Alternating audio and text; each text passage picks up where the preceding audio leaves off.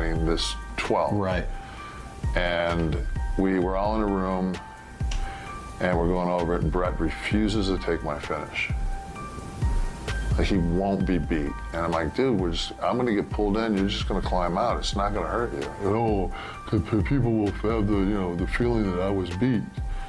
I'm like, he said, well, that doesn't do anything for me. And Taker, who never says anything, never raises his voice, is always that really kind of the reason, the voice of reason, fucking jolts up out of his chair. He goes, motherfucker, not everything is about you. Like, this helps make our fucking match mean more, Mania. Makes our real before our match mean something more. And they threw it around, and we got there the day of. Vince made the call that, no, he's not going to take the power bomb. I mean, this 12. Right. And we were all in a room, and we're going over it, and Brett refuses to take my finish. Like, he won't be beat. And I'm like, dude, I'm going to get pulled in, you're just going to climb out. It's not going to hurt you. Oh, people will have the feeling that I was beat. I'm like, he said, well, that doesn't do anything for me. And Taker, who never says anything, never raises his voice, is always that really kind of the reason, the voice of reason, fucking jolts up out of his chair. He goes, motherfucker, not everything is about you. Like, this helps make our fucking match mean more, Mania. Makes our real before our match mean something more. And they threw it around, and we got there the day of. Vince made the call that, no, he's not going to take the power bomb. I mean, this 12. Right. And we were all in a room, and we're going over it, and Brett refuses to take my finish.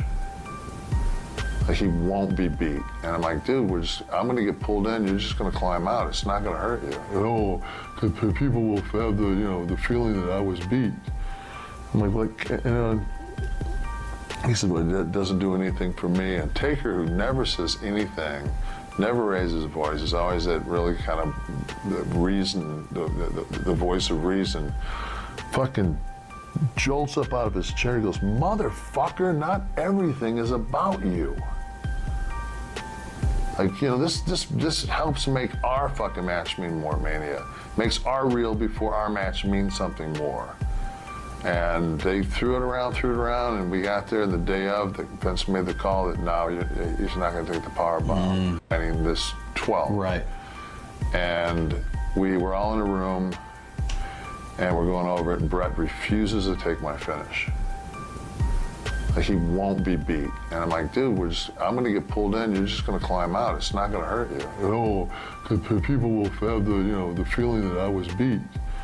I'm like, he said, well, that doesn't do anything for me. And Taker, who never says anything, never raises his voice, is always that really kind of the reason, the voice of reason, fucking jolts up out of his chair. He goes, motherfucker, not everything is about you.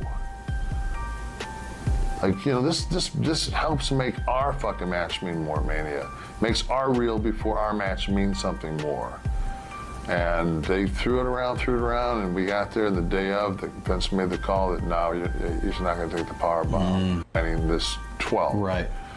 And we were all in a room, and we're going over it, and Brett refuses to take my finish. Like, he won't be beat. And I'm like, dude, I'm going to get pulled in, you're just going to climb out. It's not going to hurt you. Oh, people will have the feeling that I was beat.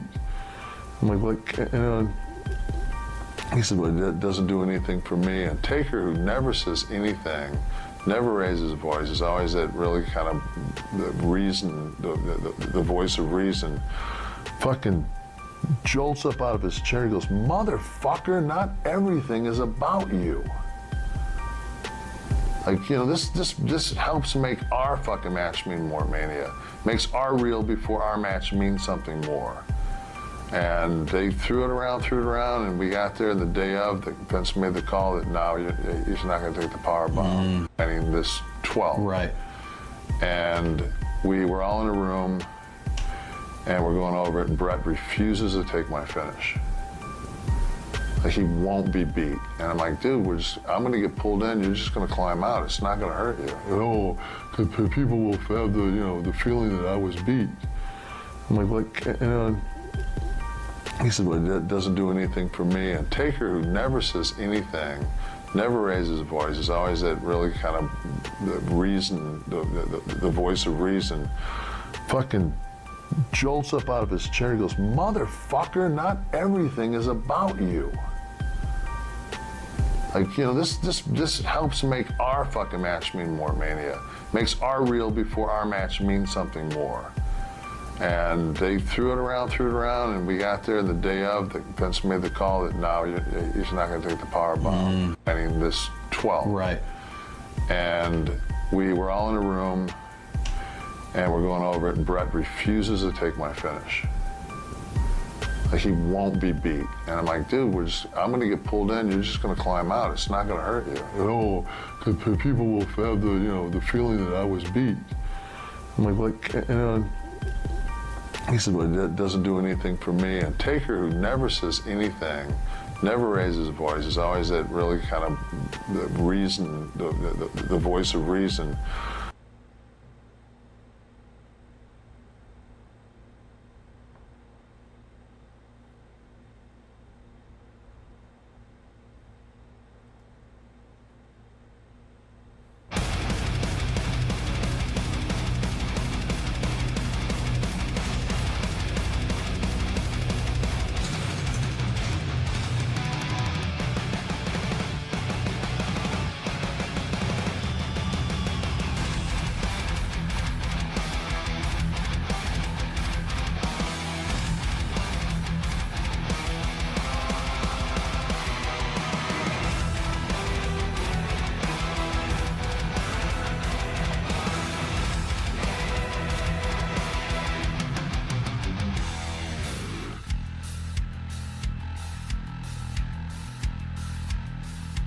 All I make will fall apart. I will have to rebuild from the start.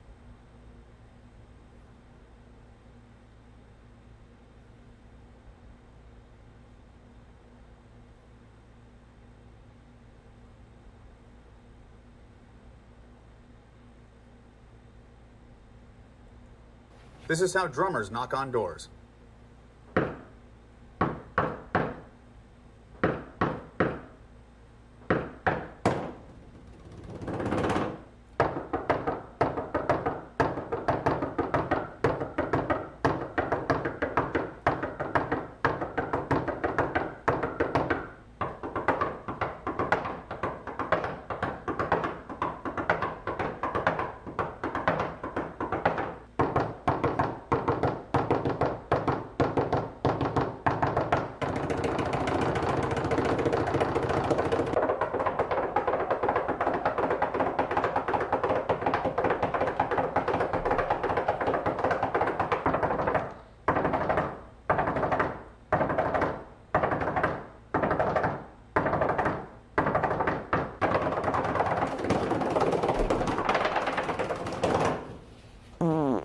This is how drummers knock on doors.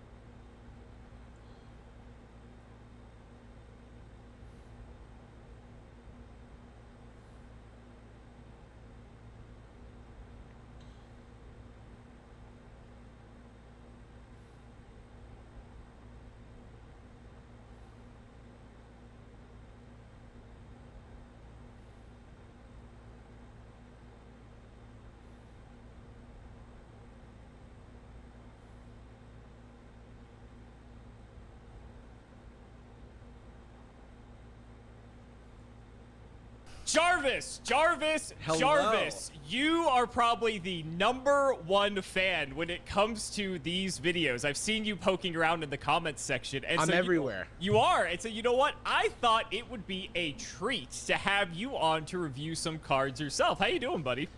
I'm doing good. I thought about this beforehand, and I was like, should I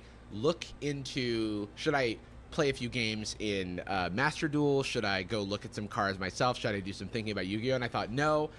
For the content, I will embarrass myself and look like a fool. Excellent. All in the name of engagement. Well, we're all here to look like fools because, based off the way the series has gone so far, you don't have to really see more than one episode to know how these typically go. But yes, I thought I'd have a fun one for you. So before I'm we get excited, into that, though, why don't you go and introduce yourself for anyone who isn't familiar with you, which would be a bit of a surprise. But also, you can tell us about your Yu-Gi-Oh background as well. Yeah, I was gonna say I would not be surprised if people don't know me because this is kind of like a little cross-genre thing. But my name is Jarvis. I do like commentary on YouTube. I also have a podcast that's like commentary, like mental health discussion, and also a lot of gabbing about whatever our hyper focuses and interests of the day are. Oh, you're in the right place for that. Exactly. So my history with Yu-Gi-Oh is, my history with TCGs in general. When I was really young, I used to like take the bus over to my local Toys R Us and play in the Pokemon League. And the Pokemon League TCG, and then when I got a little bit older, I went next door to the local card store, and I would play in Yu-Gi-Oh tournaments. Obviously, a big fan of the anime, and I played during. Let's see, the latest set that I played during was probably Labyrinth of Nightmare. Okay. Old school guy. So pretty, old school. Not even like GOAT format is like a little bit too new school for me. So, I became familiar with your content, Simo, because the progression series was a great way for me to fill in the blanks on like what I missed. Sure. In the years. And then in 2020, came back to Yu-Gi-Oh to play a little bit of Master Duel. I was like, is this going to be my new hyper focus? I had played a bunch of Hearthstone back in 2014, 2015, before I was doing content, and that started taking up all my time. Now I'm really into Magic. So the one thing I collect Yu-Gi-Oh! I watch a lot of these videos. I like to think about the good times I used to have back in the day, and maybe the not so good times I had watching my opponent combo off in Master Duel. But I don't have high expectations for myself here, and I'm here just to have a good time. That's awesome. I think I got a very fun set of cards for you to look at. And actually, Great. I have two sets because before we get into what I have challenged you today, what was between Yugi and Kaiba? Were you a Yugi guy or a Kaiba guy? That's going to dictate the course of this video. Ooh. This is interesting. I think that I was more of a Kaiba guy. Okay. Because one, Blue Eyes. Two, just even back then, I was like, Blue Eyes is just objectively better. Why would you even print that? True. Because I played the first, me and my friend would play the starter decks against each other. I remember kind of the card list of those starter decks. And it was just like, well, this doesn't seem fair. Your boss monster is just bigger, So definitely more of a Kaiba guy. Okay. Less of a heart of the cards, more of a use the best cards and try to defeat my enemies. That kind of guy. And I do side with Yugi Yami Yugi famously said, no, actually it was Yugi. My grandfather's deck has no pathetic cards, Kaiba. And it does. He was wrong. So with that, we are going to be showing you some iconic cards that Seto Kaiba played from the anime. Ooh, and okay. Your goal is twofold here. You're going to be very familiar with this formula. You're going to evaluate it and tell me if you think the card is good or not, first off. And then second of all, your main objective is to tell me whether or not you think at any point any of these Seto Kaiba cards serve time on the ban list, the TCG ban list specifically. Okay, I think this TCG is fun ban because list. Kaiba has both Yugi and Kaiba, because I made a list for both in case you were a Yugi guy.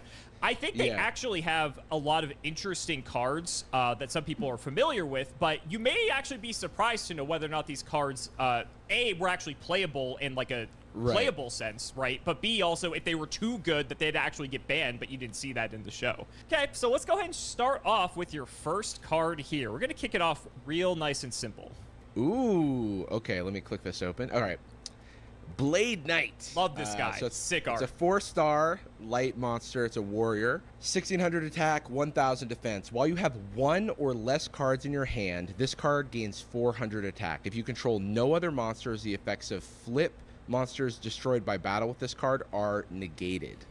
Okay, so early Yu-Gi-Oh, you're fighting a lot more on the board. You've got flip monsters. You've got your wow, I'm forgetting all of the what's the insect? It's like a 400 Man-eater 300 bug? flip monster, man-eater bug. Yeah. Mm-hmm.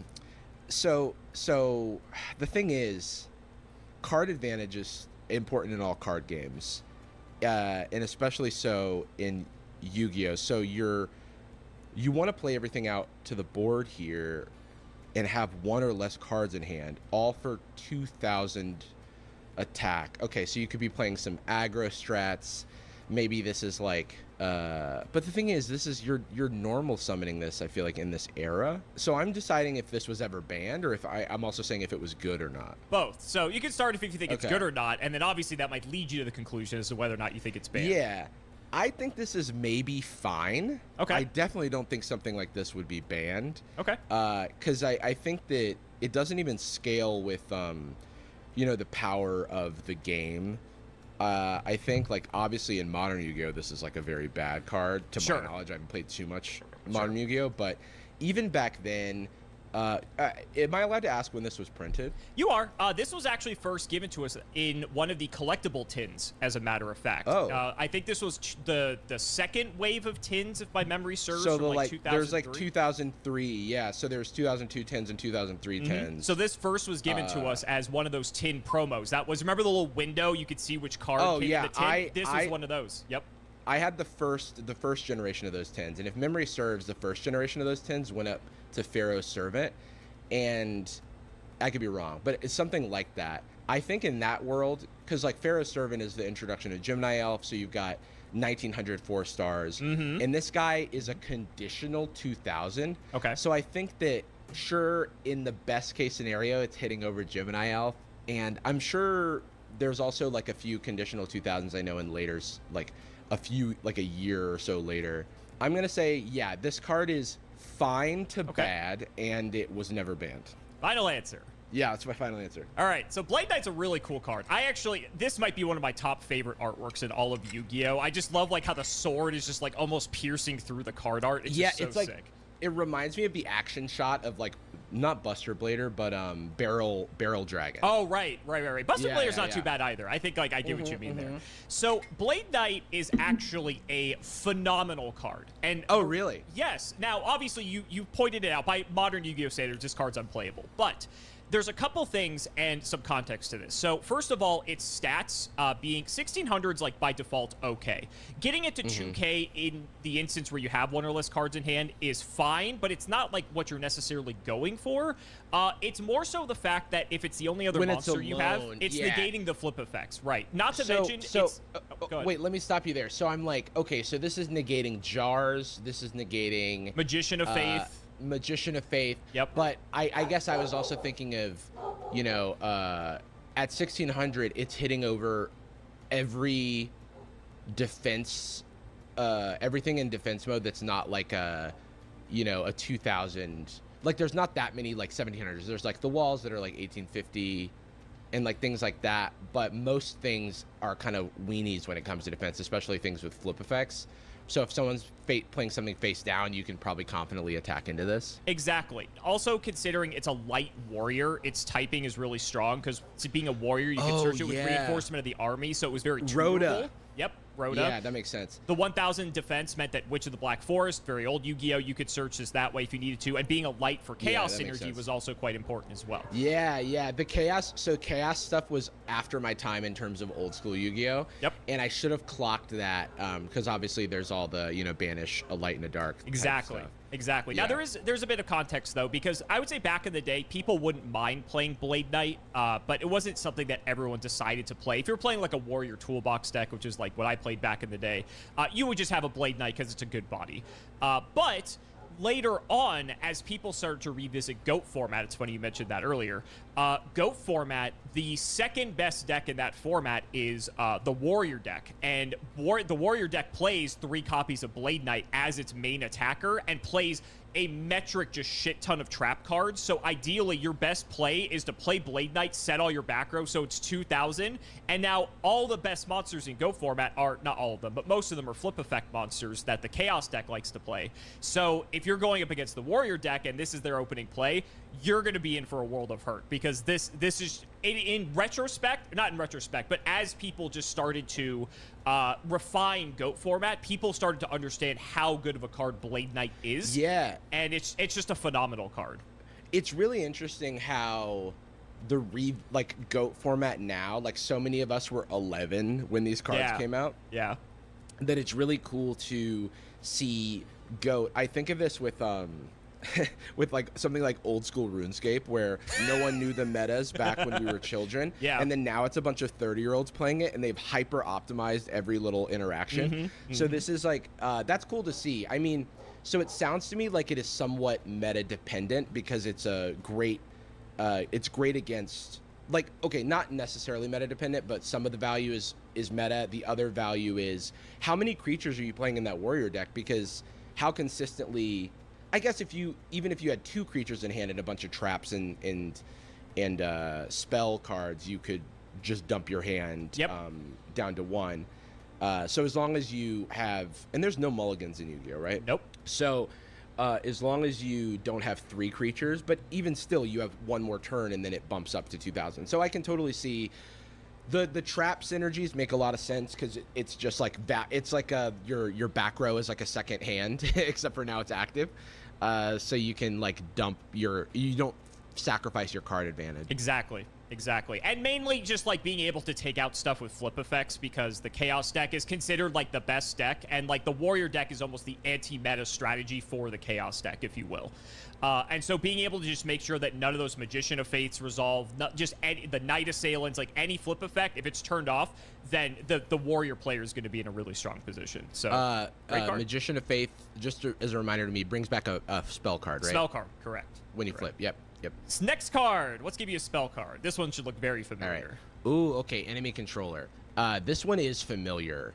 Activate one of these effects. Target one face-up monster your opponent controls. Change that target's battle position. Does Book of Moon do that as well? Book of Moon puts it into face-down defense. Puts it into face-down defense. Yeah. Okay, so... Okay. Close enough, though. And then tribute one... It fiddles with the same knob, I guess. Tribute one monster, then target one face-up monster your opponent controls. Take control of that target until the end phase.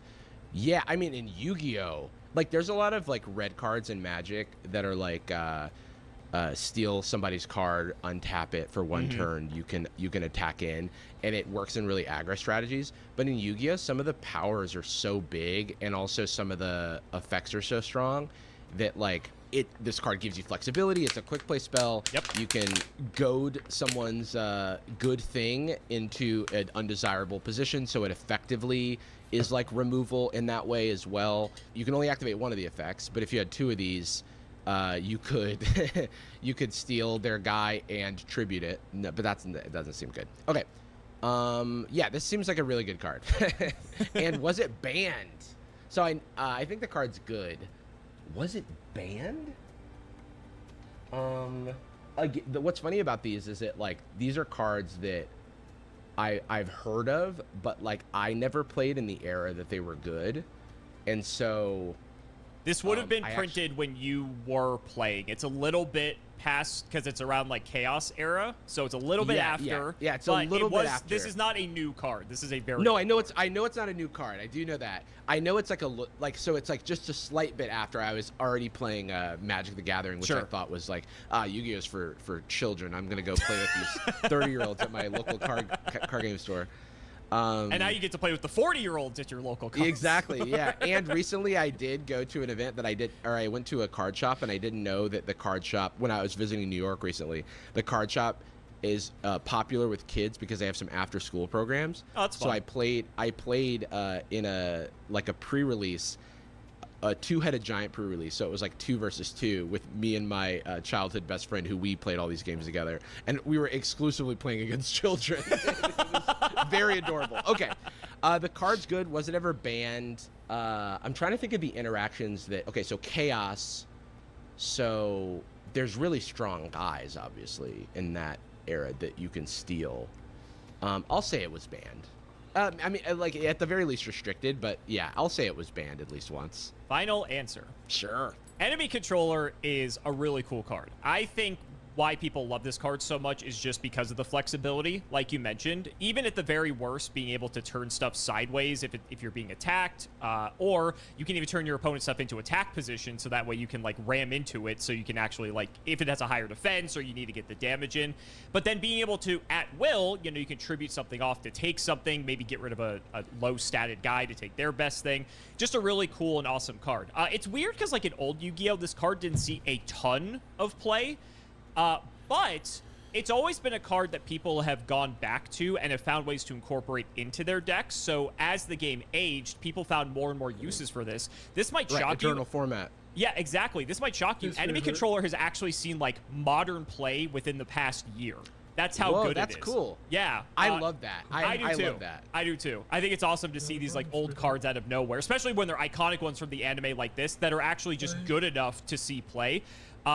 And it was never banned, so you did get it wrong. But fair. I think, understandably, it's an incredibly powerful card. I don't think it is ever, like, doing anything too crazy. It is a bit conditional. Yeah, it does times. feel like somewhat fair. You know, like like I only have the my litmus test of, like, bans around when I was playing was like Raigeki.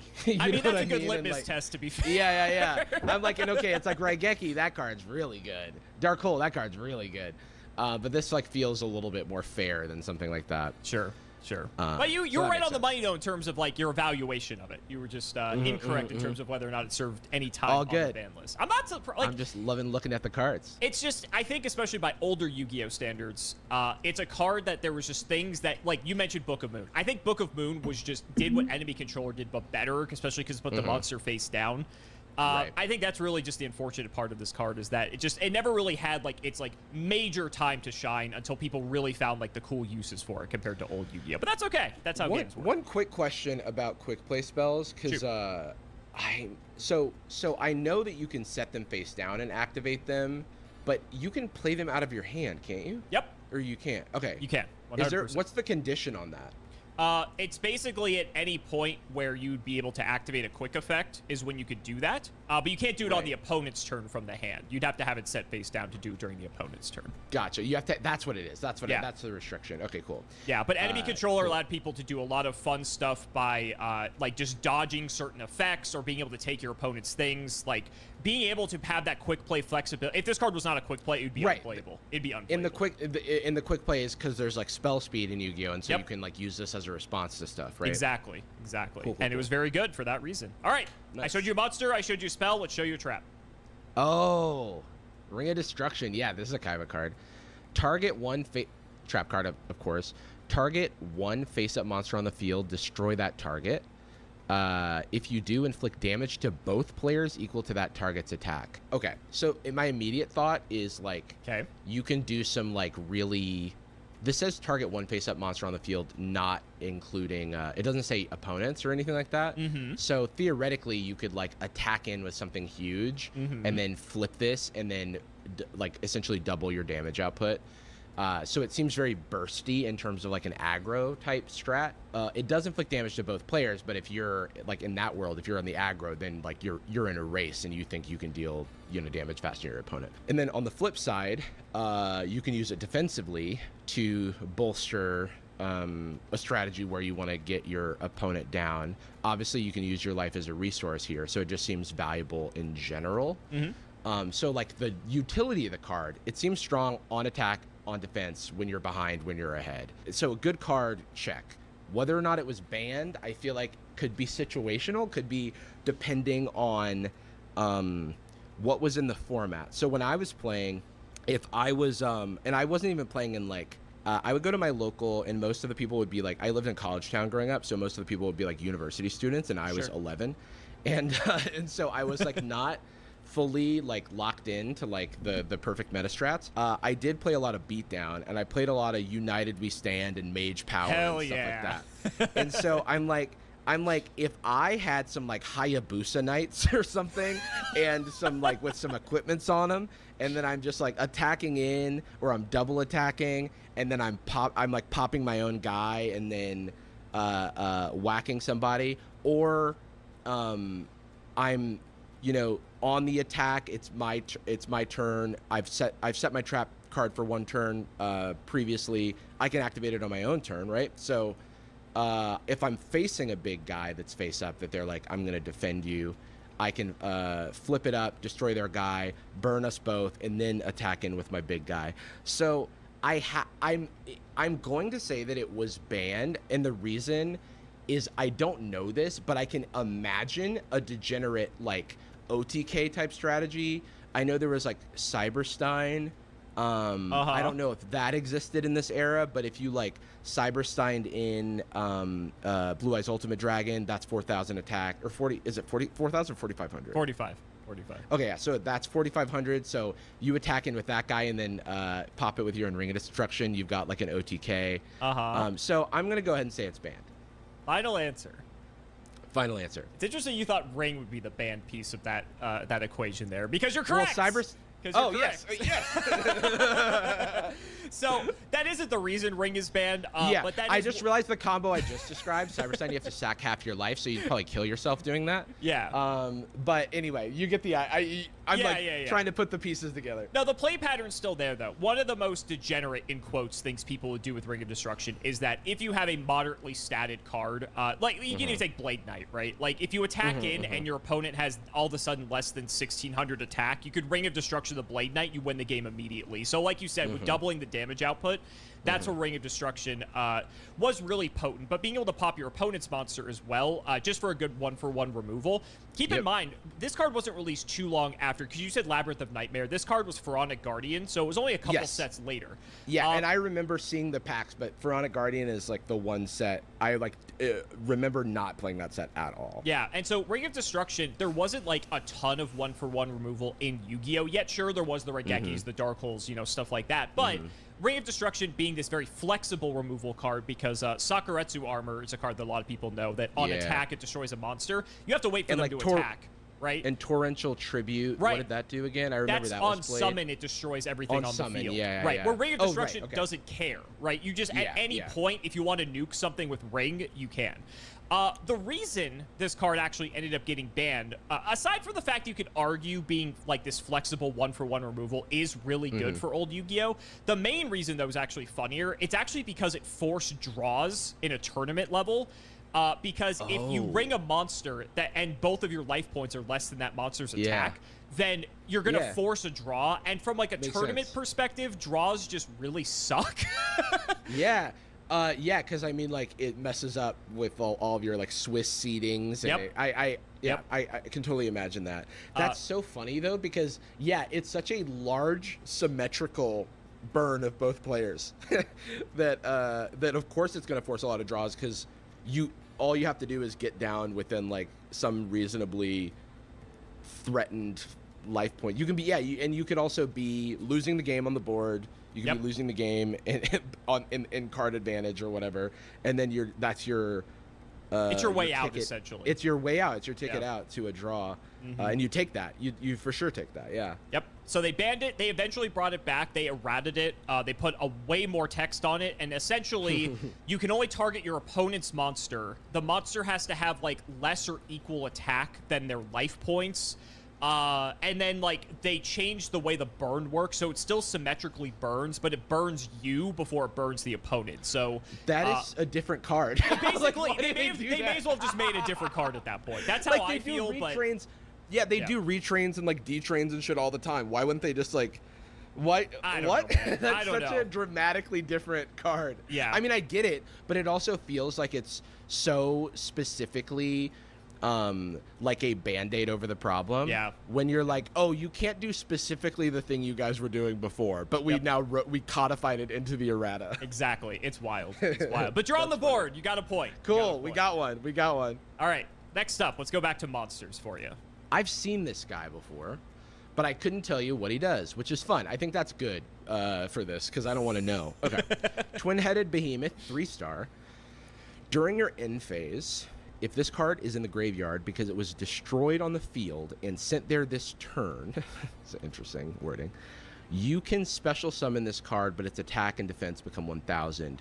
You can only use the effect of Twin-Headed Behemoth once per duel. That's interesting.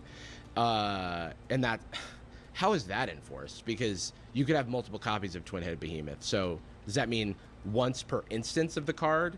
And then what changes the instance would be a question. But then, or is it once per physical copy of the card? It's once per any copies. Ever. Yes, ever. So if you were to play I three, run 3. Yeah, then I can only use this once. Okay. Correct. Okay, so how is this abusable? During the end phase, obviously if you couldn't do this once per duel, it would be busted and unbelievable somehow. During the end phase, if this card is in the graveyard because it was destroyed on the field and sent there this turn, that's an easy thing to do, by the way. So probably not in combat, probably as a result of your own, some combo or something. You can special summon it. And then it essentially like provides like double material for something.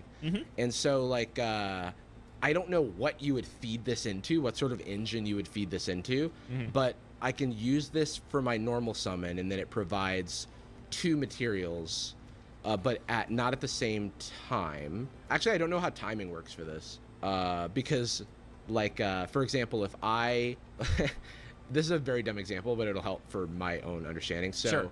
Let's say I want to summon Blue Eyes White Dragon. Okay. And this is during the end phase. Yeah, the timing won't work for that. Okay. Yeah. So plus it'd have to be destroyed, so it doesn't work for tribute summoning. Okay, right, because that doesn't count. That's a sacrifice or a tribute. That's just a sacrifice. Yeah, same thing. Now, notably, for a bit of context, this card was released in Legacy of Darkness, which was the set after Labyrinth of Nightmare, which is why it probably looks familiar. That's why I know it. Yeah. But I have no clue how this was used. What could this have been fed into? Catapult turtle.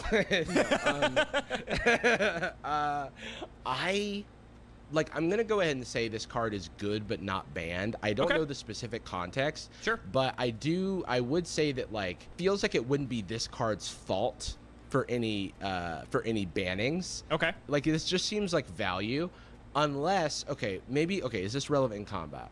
I attack in, I Ring of Destruction. It comes back. I attack and I deal 1,500. I Ring of Destruction. I deal another 1,500. It comes back. I activate another Ring of Destruction. No, I'm trying to think of like how I could use this. But yeah, I'll say good but not banned.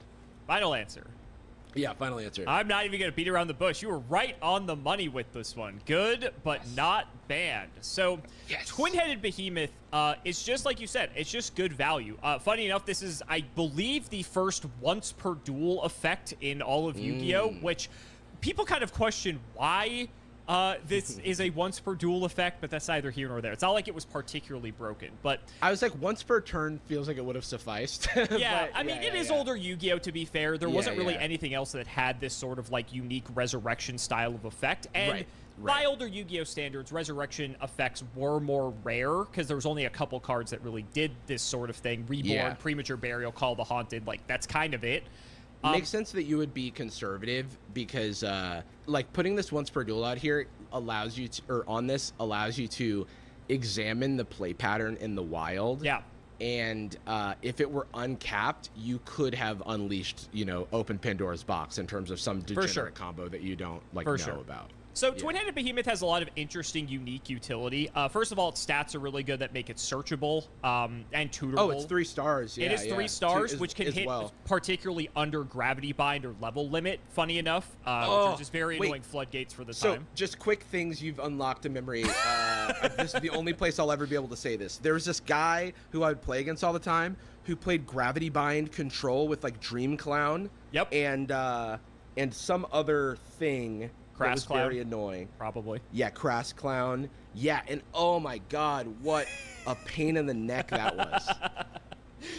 Okay, yeah, rant over. Yeah, you're good. So, Twin-Headed Behemoth, also, typically how this card would work is that it's like an okay statted monster to do combat with things or just get in a bit of chip damage. And then if your opponent kills it off, cool, it comes back. There wasn't really many things that didn't destroy in old Yu-Gi-Oh! And then it comes back as a 1,000, 1,000. That's like pretty mediocre in terms of stats, but at that point you just tribute it off for like a better monster. And that was like, by old Yu-Gi-Oh standards, that's pretty damn good. This card actually did get limited. It wasn't banned, but limited to only one copy, so that's sort of like the whole once per duel thing too. That makes sense. So yeah, because in Yu-Gi-Oh you're attacking, you choose attackers. Correct. Or you choose the targets for attacks. So you can just knowingly, and there's no summoning sickness. Correct. So, you just get in. So it comes out of your hand. You attack in, so it's essentially a removal spell. Then it immediately comes back. That's just good value. Yeah, and if your opponent doesn't have a monster that can contest it, if they have to waste removal on Twin-Headed Behemoth, it just feels bad, right? Because then it's like, oh, I wasted this Ring of Destruction, let's say, and now it's just going to come back. So in terms of card economy, you went down a card for nothing, really. So this is like those cards in Magic or Hearthstone that like create a little guy when they die. Pretty much. That's exactly what this is. Yeah, and so like it wasn't particularly game-breaking or anything. No one would really say this was like the best card in old Yu-Gi-Oh, but like it was just an okay card. Like it was good. Yeah, I like that. It's a good pawn. I think people would laugh that this was limited at some point, but you know. Yeah, that is really interesting, especially because it's once per duel. So it's like all you're limiting is the consistency of this small value gain. Yeah, but again, like when revival effects are pretty rare, like I could kind of understand that maybe they want to, you know, maybe just put a damper on that just to an extent. Yeah, all right. Makes sense. Makes sense. Next card. Whoa. Okay, this one I can't say that I recognize. Okay, Shrink. Target one face-up monster on the field. The original attack of that monster is halved until the end phase. This just seems bad. This allows you to win a combat. In terms, it just goes 1-for-1, but conditional 1-for-1. So I'm like, what could you like? I think that on its face, like a vanilla usage of this card, I struggle to see the. I feel like having to work to get just a 1-for-1 value here doesn't feel good. And then it also saves you on the defense a little bit. So like, you know, they attack, you have this set, you flip it up. It's a combat trick essentially in like Magic terms. How could this possibly be broken? Turn one face-up monster, target one face-up monster on the field, original attack. And it just says original attack, so if it's modified by anything, then not that that's like super relevant, but it just adds to the conditional nature of this card. Oh, funny aside, I also think they modified Ring of Destruction that it also says original attack, because the original text is its current. So if you buff like some big thing up, then you can bring it for its full stats. That's what I want. That's what I want to do. They're like, you don't get to have fun. No fun allowed with Ring of Destruction. I'll say this card. I actually will take a strong stance and say this card is just bad and never banned, because I'm so curious how it could be broken, and I would love to learn. All right, final answer. Yeah, that's my final answer. So Shrink is really cool. So this was a card that they showed in the anime because, well, not because of any reason. It's just because they showed it. But it didn't get printed until a lot later. And the reason it didn't get printed until later is because, this might blow your mind, this was actually a prize card from the... They didn't have YCSs back then. They were called SJCs from the big tournaments. And the prize card for one of the series, or one of the years, rather, of the series, was Shrink. So Shrink was actually a prize card. Yeah, SJC Shonen Jump Championship. That's correct. Here, 1 second. I'll show you something. Here's my childhood copy of the first issue of American Shonen Jump. You can see my childhood address here. It's fine. But anyway, this is the first one. Bought that at like a Food Lion in the magazine aisle. And then this one's relevant because it was... the Blue Eyes Ultimate Dragon came as a promo in this. You can see here where I pulled it out. That's so awesome. The memories. So, the memories. As an adult, I did go on eBay and buy a sealed copy that still has the Blue Eyes in it, just to have. Just to have it. I mean, that's cool. Just to capture my childhood joy. But yeah, okay, cool. Shout out to Shonen Jump. Yeah, so it was a prize card for, I believe, the 2006 SJC series, because they rotated the prize card out every year. And eventually they printed it in another set, so it was more widely available. And similar to what your initial impressions are, a lot of people are like, like, you know, this is like whatever. And it turns out that Shrink actually ended up being a particularly good card, especially once it was more widely available for people to play around with it. The reason being, I wouldn't say it was like so highly in demand as a prize card that people were shelling out hand over fist for it. Right. But when it was more widely available, it wasn't Mechanical Chaser. No, it was not Mechanical Chaser. No. Wasn't that the first SJC or something? The first prize card? No, that was from a tournament pack. That was tournament pack. So that was super rare. That was super. It was like, was it TP1 then? TP1. Yep. It was the first Ultra in TP1. Yeah. And the stats mattered, to be fair. 1850. Yeah. 1850. Yep. No Gemini Elf yet. Yeah. And, sorry, Lajin. And so Shrink People started finding a lot of really cool application for this card. So for one thing, I don't know if you remember like the trap hole cards, for instance, like trap hole, bottomless trap hole. Bottomless trap hole. Yep. Yeah. So shrink. Oh, you can dodge it. You can, yeah. So people figured out like, okay, I go summon big guy, I go activate bottomless. If you shrink it, the guy survives, and yeah, you had to waste a card to do that. But depending on if that guy really needed to stick, that could have been really important, right? Being a combat trick was also really applicable as well, just because of being able to use it like in the damage step meant that your opponent couldn't really like respond with other types of removal, because the damage step is its own classification where you can only use certain types of effects. So it became this like very unique form of removal, and some decks in particular, like gadget decks, gladiator beast decks, these are decks you'd see later on, really loved shrink. Decks where you need specifically some cards to stay alive because you're like putting together pieces for something. Yeah, it's more so that Gladiator Beast specifically was a very combat focused deck, and so Shrink meant that you were always going to win combat, and then they would have this effect that during the end of the battle phase they would shuffle into your deck and special any other Gladiator Beast onto the field. So they were one of the first archetypes that could like tutor for one another, which is really cool. So it's an enabler to kind of get through with your very powerful combo, and there's not a lot of your very powerful value engine, and there's not very many other enablers to like push that through. Yeah, pretty much. It just made it so that if you were playing something that was a really high value advantage engine, but not necessarily strong in the combat department, it allowed you to kind of go toe to toe with the higher attack statted decks, if you will. Yeah, makes sense. Yeah, and so it wasn't like ever like the most broken thing ever. It wasn't banned, so you were right on the money with this one. Yeah. But it's just like a neat card that some people looked at and were like, yeah, like this works in this specific strategy. And so it did see plenty of play. I don't know enough about how Yu-Gi-Oh's damage step works, but like combat tricks are very common in Magic, and there's a mechanic in the new Duskborn set that just came out that if it's called survival, and if a creature is tapped on the second main phase, which means it either survived combat or you had some other way of tapping it, then you get some effect, and some of those effects can be return a card with mana value 3 or less to your hand, or like pretty strong things. And so it like people are theorizing now about how, like, what is the power, like obviously you would rather use a card that just taps your guy so it doesn't have to even risk combat, but combat tricks that keep something alive through combat so that effect can go off are maybe higher value in those specific synergies. So it kind of feels very similar to this, but I guess it's a less common thing in Yu-Gi-Oh! But I know now modern Yu-Gi-Oh! Isn't nearly as combat focused, so probably wouldn't see very much play these days. No, by modern standards, this card would never see play. There's a similar card that kind of does something similar to this, but it also gives the monster like spell and trap immunity, so it's way better. And that has seen modern play. So that's cool. But that card's like 10 years older than Shrink, so I would hope so. Right. Anyway, next card. Let's go back to a trap card for you. Interdimensional matter transporter. By the way, when I squint my eyes, this looks like a tentacle. It kind of does. I see that. I see that. It's got like the 3 gems. Yeah, all of the colors, all of the kind of placement of the colors makes sense. Okay. Gareth, put a tentacruel on screen so people can see that.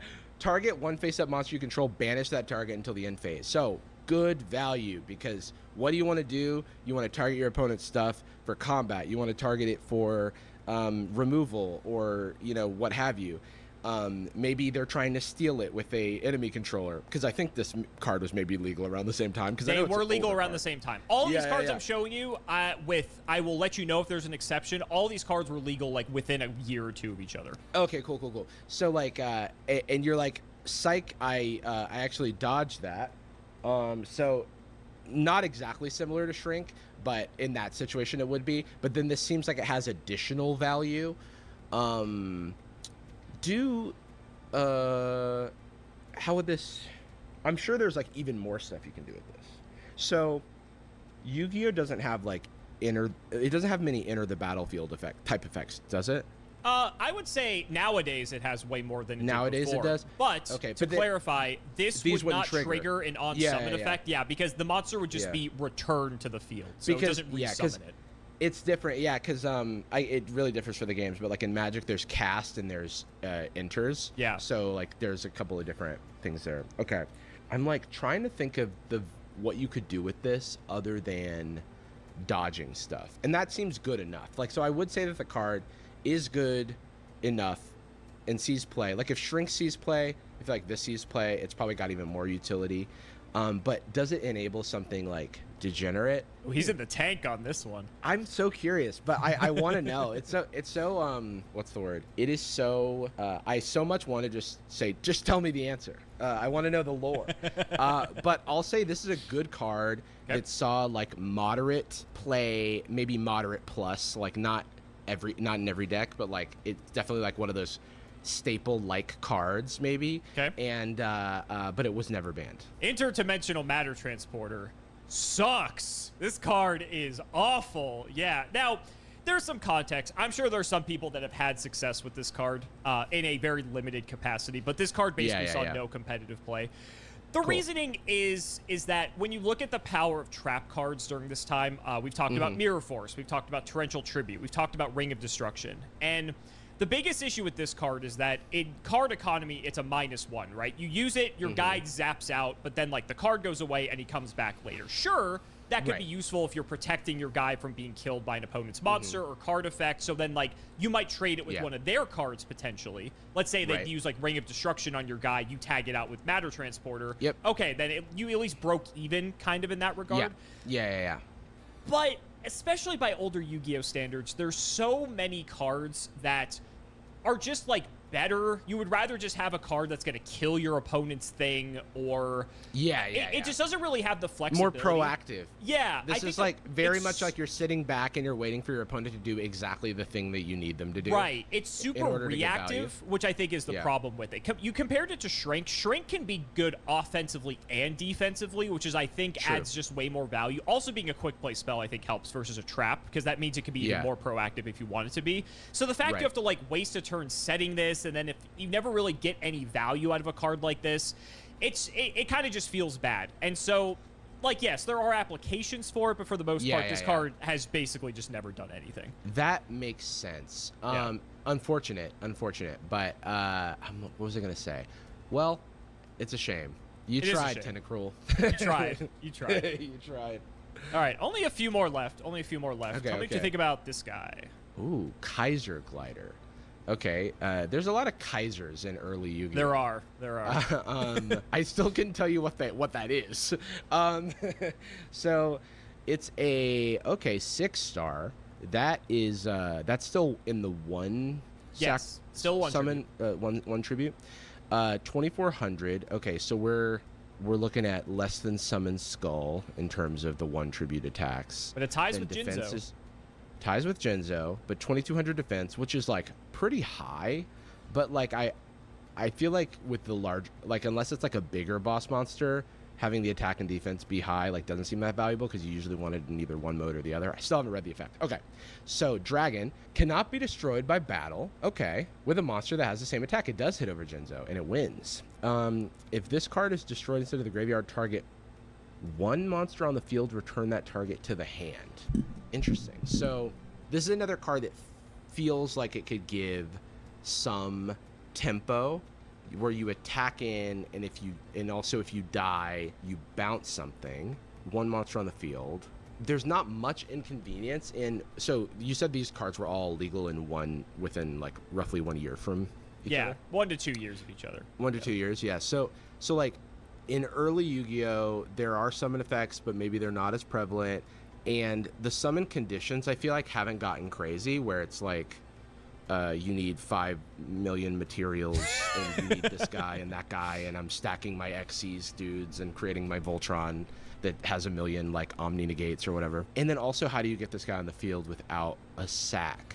So I feel like, I don't know, like there must be some way to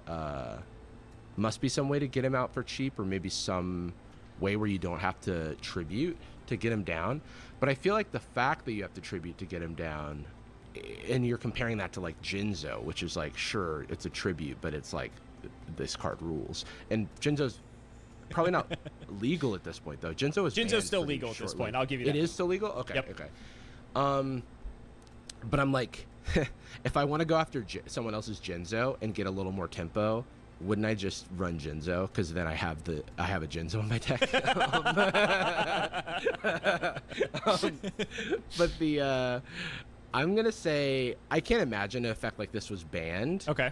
It feels like it has like an expensive summon condition unless there's some way to cheat it out. Essentially, its effect says this card actually has 2401 attack, which is like how relevant is that really? Because like would I pay this for a card that said 2401 and then you just get to bounce? Yeah, I say this card. I could be wrong. I mean, I don't know. I don't play this game, but it's I'll say it's bad and never banned. Final answer. Yeah. You are correct. This card is bad and was never banned. It's like you said, like why out of all of... So first of all, especially by older Yu-Gi-Oh standards, your tribute monsters have to be insane for you to want to justify playing them. Right. And Jinzo is, at this point, essentially the cream of the crop. There really is like no better tribute summon at this point than Jinzo. And so while Kaiser Glider on the surface, like seems like a fine card, right? I think the destroy by battle effect is kind of irrelevant unless you're specifically battling Jinzo, which is kind of funny. I think the second line is probably more relevant here, where if it gets killed, you can bounce something. Tempo. I would say tempo in Yu-Gi-Oh! Probably exists less so compared to any other card game, just because Yu-Gi-Oh! You could just, even in old Yu-Gi-Oh! You could kind of play so much at once that, like, it's really, absolutely. There isn't, like, a resource system kind of, like, managing how that's what I tempo's was getting distributed. at. Yeah. Right. Because normally in tempo with, like, Magic or something, there's only so many, or even Pokemon, there's only so many actions you can take, or types of actions because of the resources, or, you know, Pokemon, you can do a lot of stuff, but you can only play one supporter card per turn, or whatever. So, even if you had the out for something, you gain advantage by the fact that they can't out all of your stuff at once. But in Yu-Gi-Oh, it's just like, I would like to out all your stuff at once, please, because I have 3 spells in my hand that do that. Yeah, exactly. Now, I will say by older Yu-Gi-Oh standards, when, you know, the normal summon was kind of hard locking how much you could do in a turn, you know, there was a more like justifiable, you know, concept of tempo where it's like, okay, in the instance of Kaiser Glider, right? If I blow up Kaiser Glider and then Kaiser Glider bounces my guy, maybe that does end my turn because now I can't do anything else, right? So, especially if you bounce like maybe a tribute summon, because like hypothetically you could bounce their Jinzo back to the hand, and now they have to commit the resources to resummon it. So there's like, but then it's also like Jinzo in that situation, it's like how did we get in the situation where like what it seems like a misplay. It seems like why would they destroy Kaiser Glider knowing full well that Jinzo's coming back to their hand? I feel like just don't do that. Exactly. So like Kaiser Glider kind of gives you a bit of a consolation for it dying, because again, older Yu-Gi-Oh, there isn't many ways to out things that aren't by destruction, because battle is also counted by destruction as long as it goes to the graveyard. So like, you know, maybe in like a sort of sealed draft limited environment, this card would be okay. Especially because then there's a lot more, you know, like tempo and stuff going on there. But even then, this card has been, there may be only like one deck ever that has like ever played this card, and that was like, that wasn't even good. So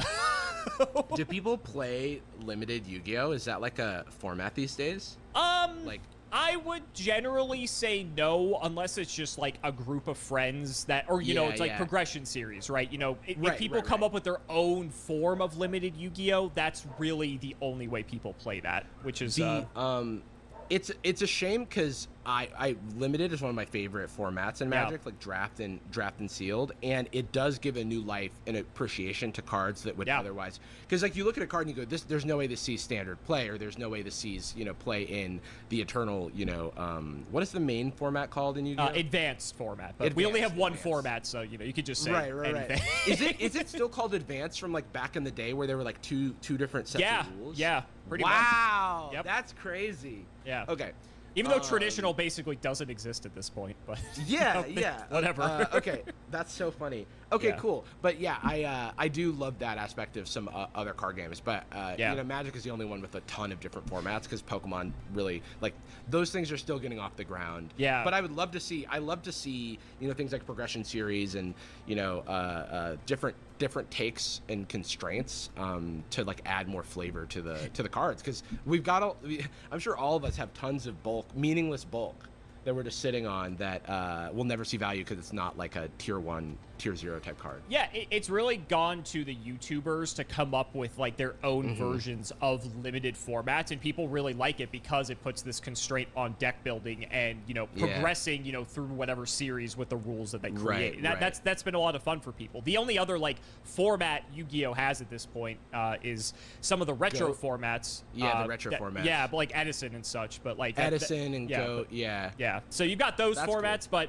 there was a small period in like the early 2010s where they experimented with draft, and draft was actually part of the YCS, where for Top Cut you had to draft. Yeah, they actually made specific like packs. Yeah, they made specific packs. But Yu-Gi-Oh just like isn't really made for draft at the end of the day. And so they kind of did away with it after a year or two, which, you know, I honestly, that's kind of just the way Yu-Gi-Oh is. I've kind of accepted it, but it makes sucks. sense. It's I mean, look, I've seen enough of these videos. I'm not gonna shit on anybody's game, but that's so all of it makes sense. It's just very interesting how Yu-Gi-Oh has evolved over time. Yeah, because absolutely. You know, knowing that it was kind of like a Dungeons and Monsters Magic the Gathering parody before like they hard pivoted into the card game as like the main thing. Like when it was just like that. It's so fascinating to see that evolution into like the games are so fundamentally like Yu-Gi-Oh is so unrecognizable from any of the other card games.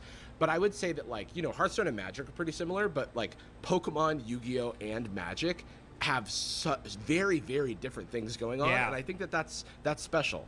I do too. And honestly, I think the things that people poke fun at are Yu-Gi-Oh for being its weaknesses are also its strengths for why people like the game so much. But you can make that argument for any of the big three, especially. Sure. So. Yeah, it's like, sure, the modern games end in a couple turns, but those turns are like 10 turns in another, you know, in the other game. Because of all the interaction that happens. Precisely. And so even though, like, in terms of turn length, games might only be a few turns, there's so much happening within an individual turn. And that's, you know, the one thing that people love about Yu-Gi-Oh is that as long as the cards don't say otherwise, you can do basically as much as you want on your turn, and sometimes even your opponent's turn. And no other game can do that. I always like to say Yu-Gi-Oh is the game that does what other games don't. All right, next card. I will preface this. This one is a newer card.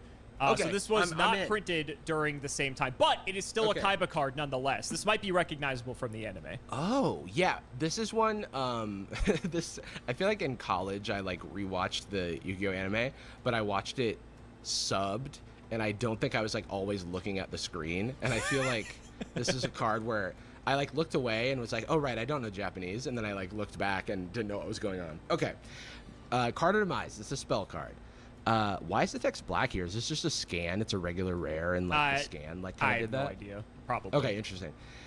Draw until you have 3 cards in your hand. Also, for the rest of this turn, after this card resolves, your opponent takes no damage.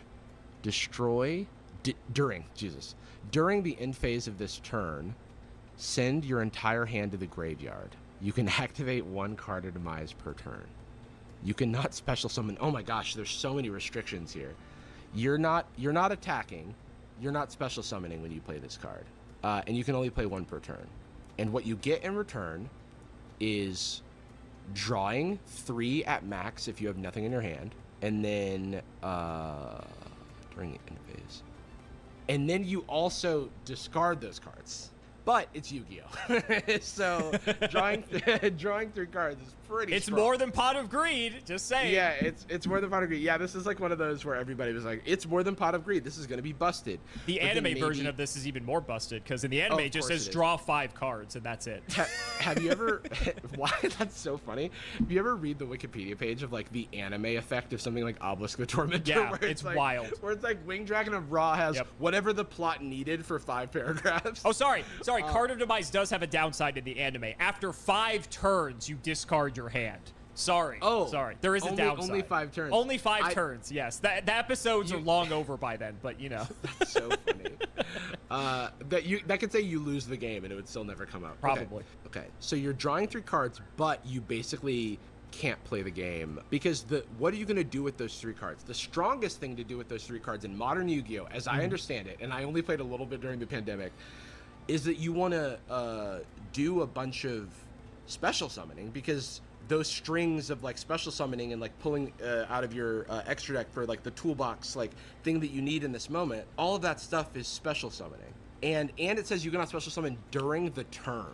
So it means that even it's not after this card resolves, like the first part of this effect, it's even before this, you can't activate this card if you have already special summoned. Is that right? Correct. For the entire turn, it says you cannot exactly. special summon during the turn you activate this card.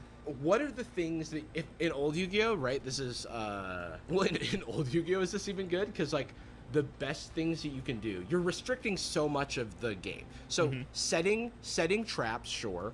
Setting quick play spells because so that you don't discard them. No form of special summoning, so that turns off everything from like for everything basically, except for tribute summoning. And you're probably not doing that in modern Yu-Gi-Oh very much. Normal vanilla tribute summoning. Is this card bad? Or is there something that you can do with those 3 cards? Okay, so it says draw 3, Jarvis. It has to be good. Okay, it says draw 3. It says draw 3, and I live here in Disneyland where I play Head of Exodia, Left Arm of Exodia, Card of Demise, and then I draw the other 3. Heart of the cards. Well, you'd only be able to draw 1 card. Remember, it's up until you have 3 in hand. Right. So no.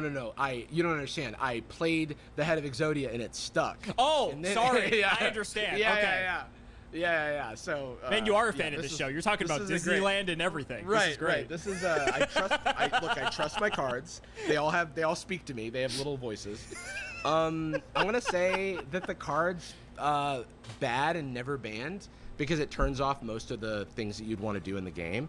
And I can't, unless I'm missing something, think of a type of action that you could take outside of normal summoning and setting traps that you can do with this. And you have to discard those cards. So if you draw into any of your engine pieces or your like really exciting stuff, then it's not going to go off. So, okay, wait, hold on.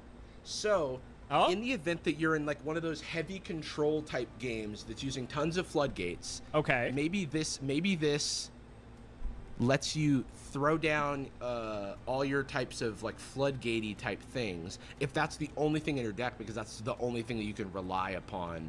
I still think in that situation it's so niche that but it could be niche and still be really strong in something control in modern Yu-Gi-Oh, and then could be banned simply because it enables like locking your opponent out of the game somehow with extra card draw. But you can't play another one of these. I'm gonna stick to my guns and say it's bad and not banned, but maybe it saw play in that like niche circumstance. Final answer. Yeah, final answer. Oh, you should have went with your gut, because your gut. Well, technically, your gut is wrong because you were talking yourself out of what your intuition was telling you. So I guess you should have gone against your intuition. But okay. I will say though, you got correct. It's not banned. So it is. It's limited. This card has been limited for quite some time now, because when this card was at 3, this was an app. Anytime you saw this card being played against you, you just want to flip the table over because this card is so infuriating. So what kind of stuff does it do? Yeah, so you hit the nail right on the head at the end when you were saying how there's 2 different types of decks that Card of Demise fell into. First of all, when people saw this card, they were losing their minds because it says draw 3, right? Of course. And it's cool because it's ported over from the anime. Obviously, they had to put a ton of restrictions on it, but there are a handful of decks that can take advantage of Card of Demise, and we're going to put these into 2 categories. So first are your, let's say, non-degenerate decks. These are decks that can play a very low monster count, that play a lot of trap cards, and you want to get the monsters in the graveyard, or you don't mind getting them in the graveyard because there are ways to like reanimate them and bring them back. So that way, I know that. I knew that, but I for some reason forgot. Yeah, so even if in the worst case scenario with Card of Demise, you draw 3, and let's say only one of those 3 cards is a trap card or a spell card, right? You would set that face down regardless, just so you don't discard it, and you discard the 2 monsters.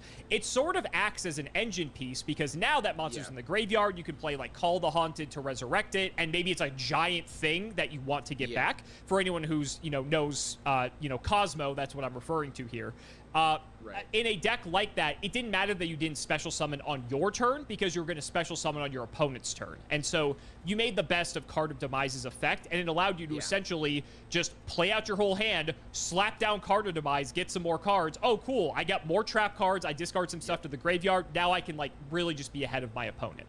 Yeah. The second category. The one thing, and I do want to hear the one thing. It's like the missing piece was that the graveyard is a second hand in Yu-Gi-Oh, and I knew that, but for some reason I wasn't thinking about the fact that those cards are discarded, and like that means they're in the graveyard, and that means they're usable for stuff. So that makes sense. That all makes sense.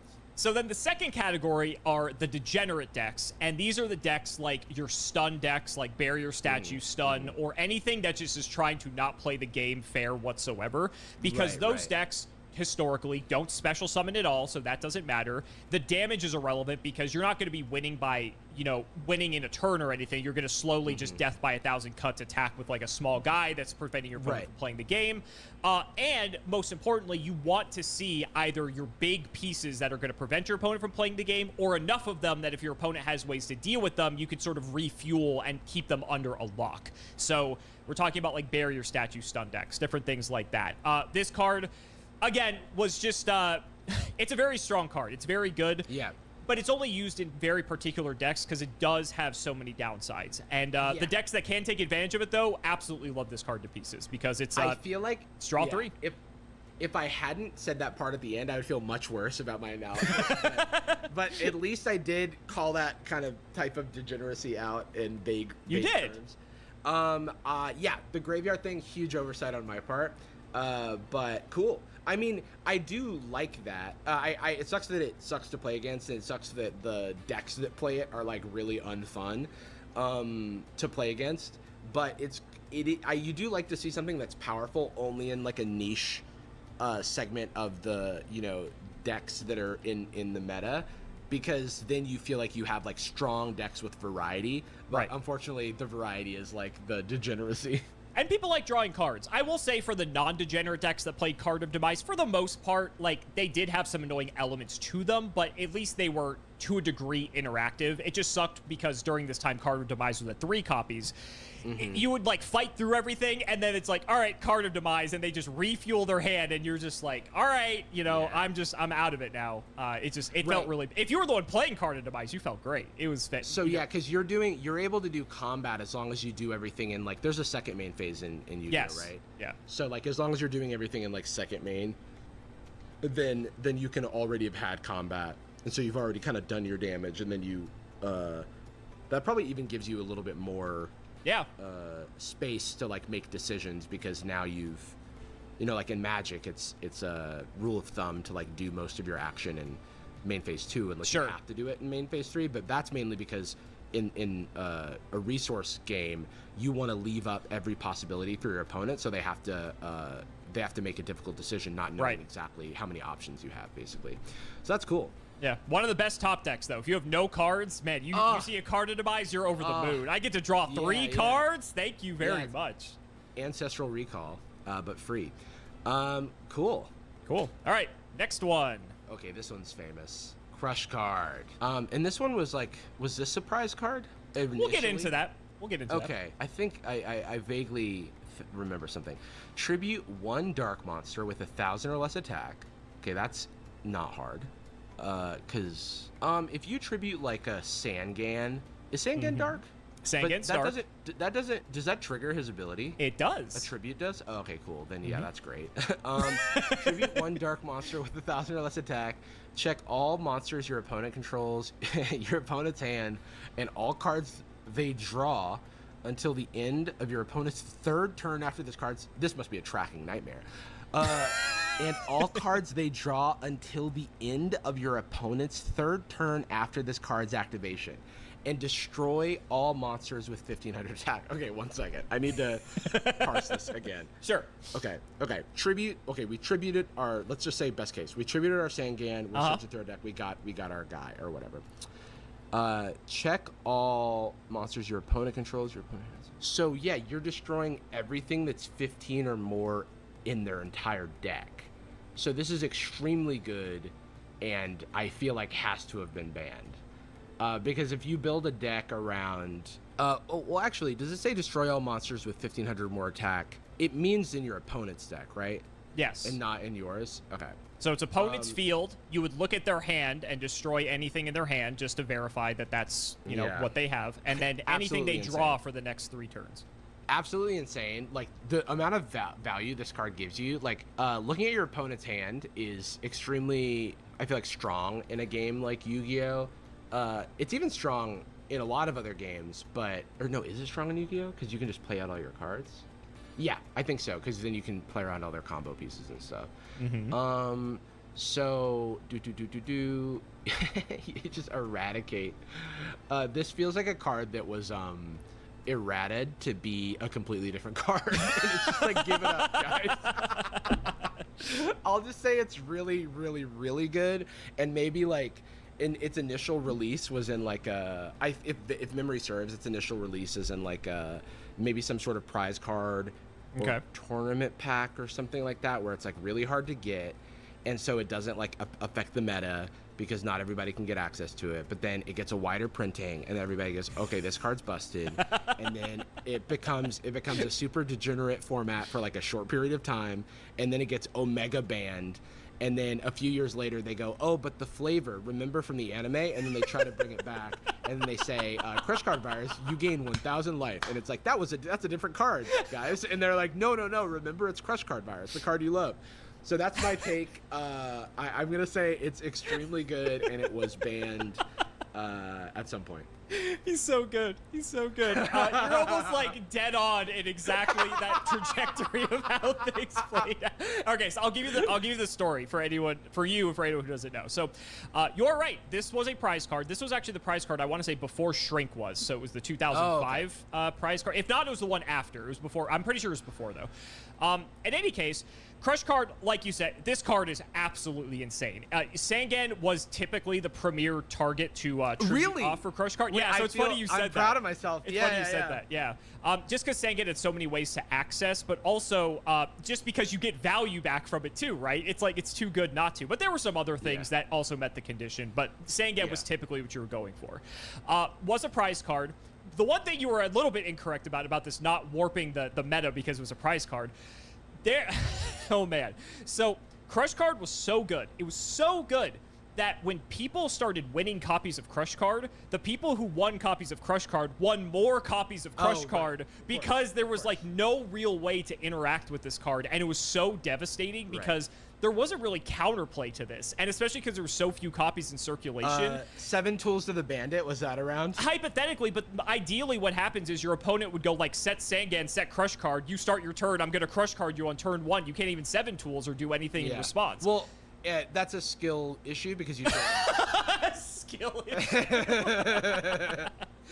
Everyone knows in Yu-Gi-Oh you got to go first or else you lose. Yeah, so I remember one time I had a dinner with one of the players from around this time, and he said most people were concerned about getting the cards necessary to build the best deck, and the people who had a reasonable shot of winning were worried about getting Crush Card. So this card was like several $1,000s if you wanted to actually buy it. Crazy. Yeah, it was insane. And so yeah, the best players and teams were throwing around Crush Card Viruses just to keep winning tournaments because nothing really could be done about it. It was just that backbreaking and crippling, especially when you pair with how good these individuals were at the time.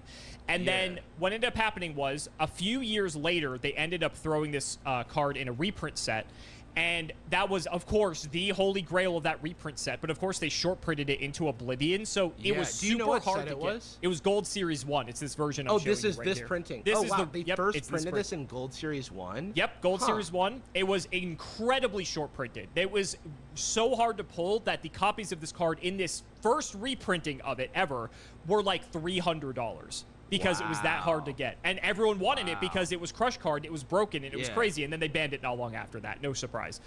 They cashed in on it, and then they're like, yep, okay, this card's insane. Dude, and then, like you said, years later, they went on this, like, errata spree for some reason. And they're like, what's another card we can bring back into Yu-Gi-Oh? Crush Card. So they ruined it. It's like, it was basically unplayable, but they brought it back into the game. So it's at 3 copies, but it's errated, so no one plays it because it sucks.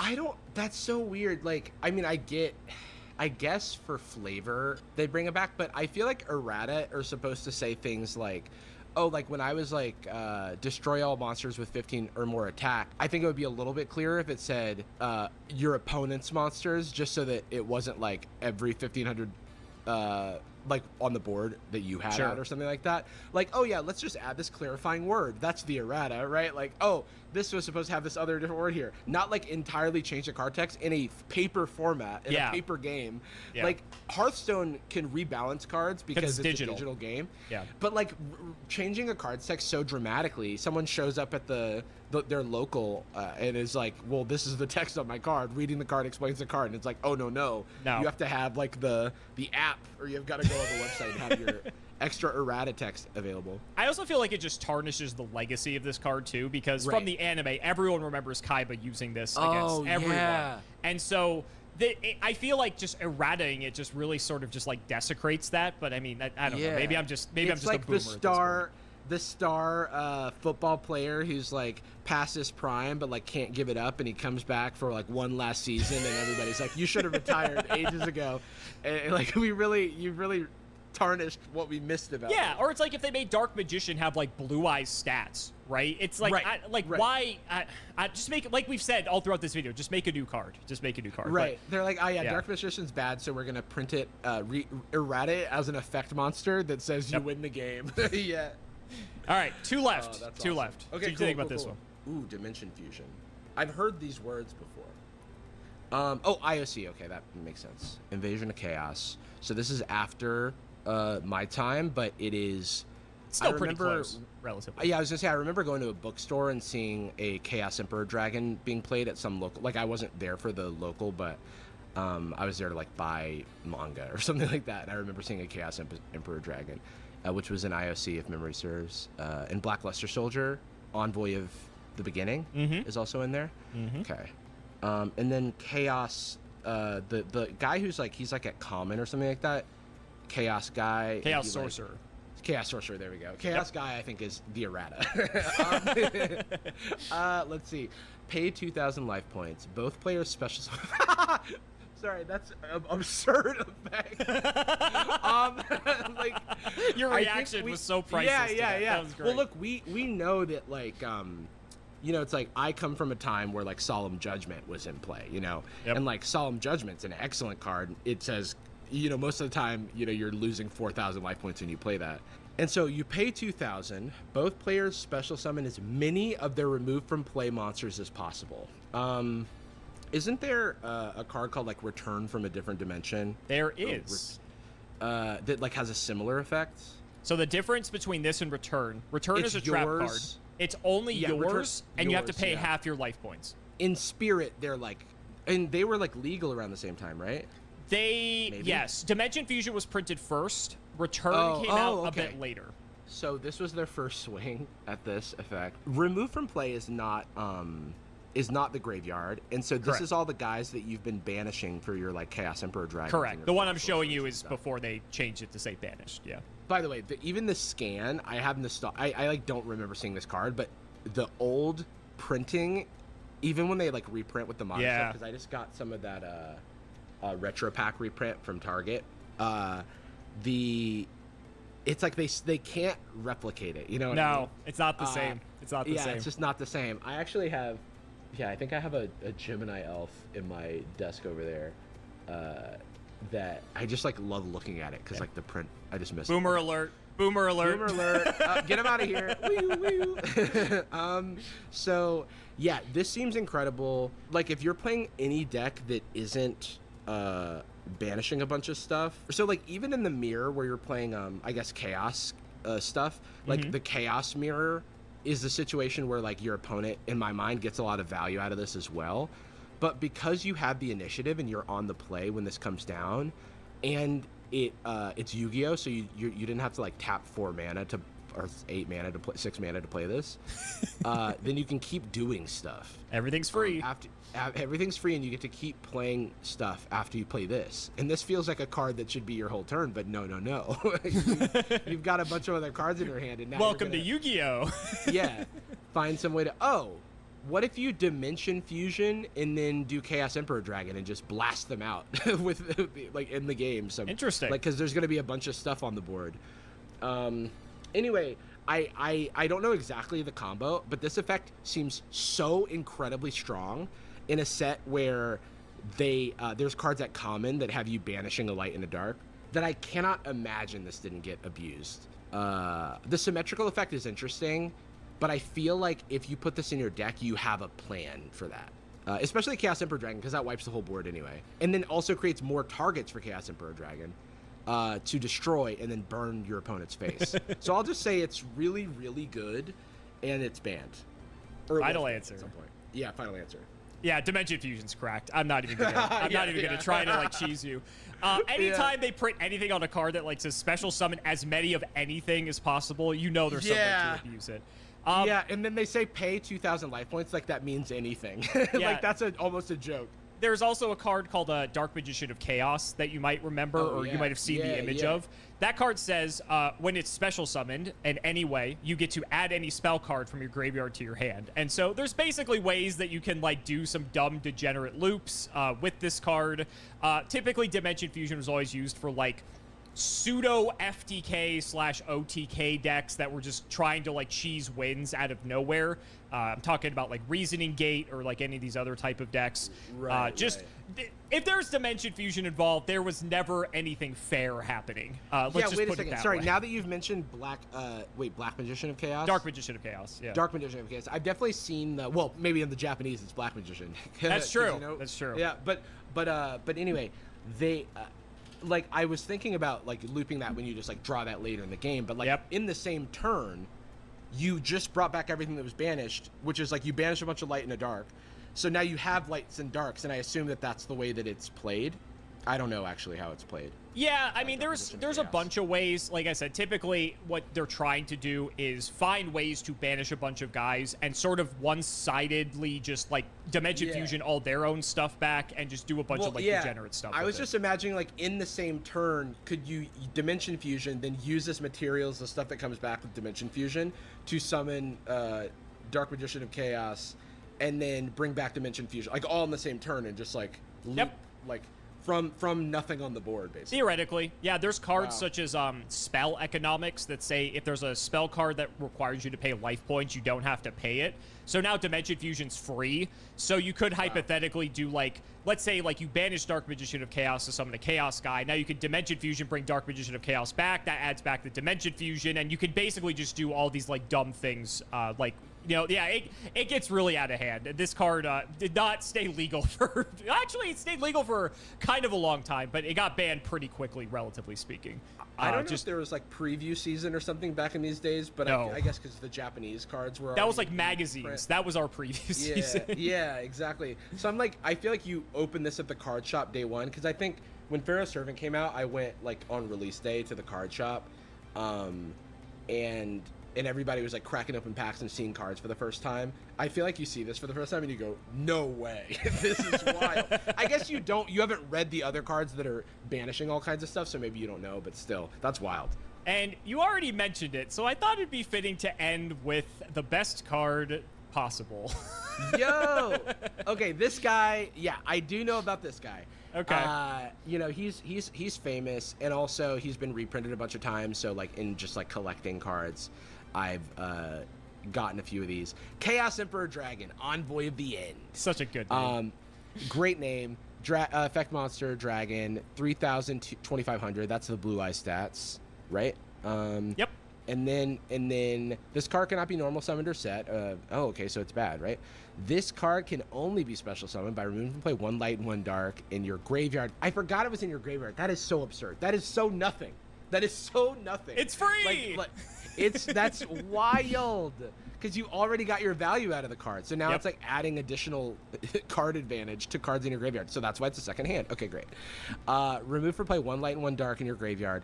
By paying 1,000 life points, send all cards in both players' hands on the field to the graveyard. Inflicts 300 points of damage to your opponent's life points for each card that is sent to the graveyard by this effect.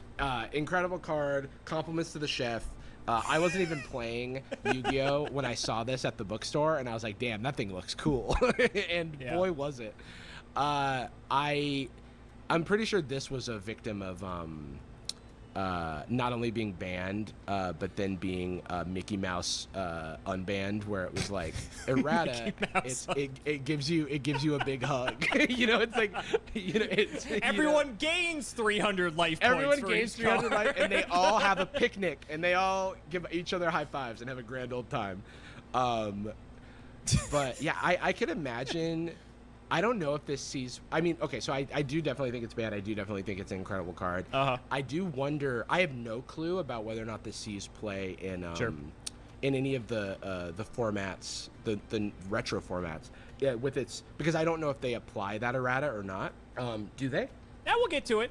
Oh, okay, sure. Okay, so anyway, final answer: Omega busted boss monster, probably the gold standard for boss monsters for at least some time. And he's a big boy. Yeah, and that's awesome. That. There's nothing really else to. This card is responsible for the ban list being created at the end of the day, which I'm not sure if you knew that. This card is. It's disgusting. Was there a restricted list before that? There was. So prior to the ban list existing, cards had been limited. You know, Pot of Greed, Raigeki, all these things had been limited to one, but they never put themselves in a position where they felt like they had to ban anything. Right. And this card, paired with some other cards, were basically the reason why they had to create it. I think the thing, like, it's such an iconic card, especially for anyone who used to play Yu-Gi-Oh! It's just so cool. Yeah. I think the biggest thing about it is it's just it creates some of the most unfun gameplay imaginable. Truly. Which I get it, right? I mean, the fact that no one has any cards anymore, it burns them.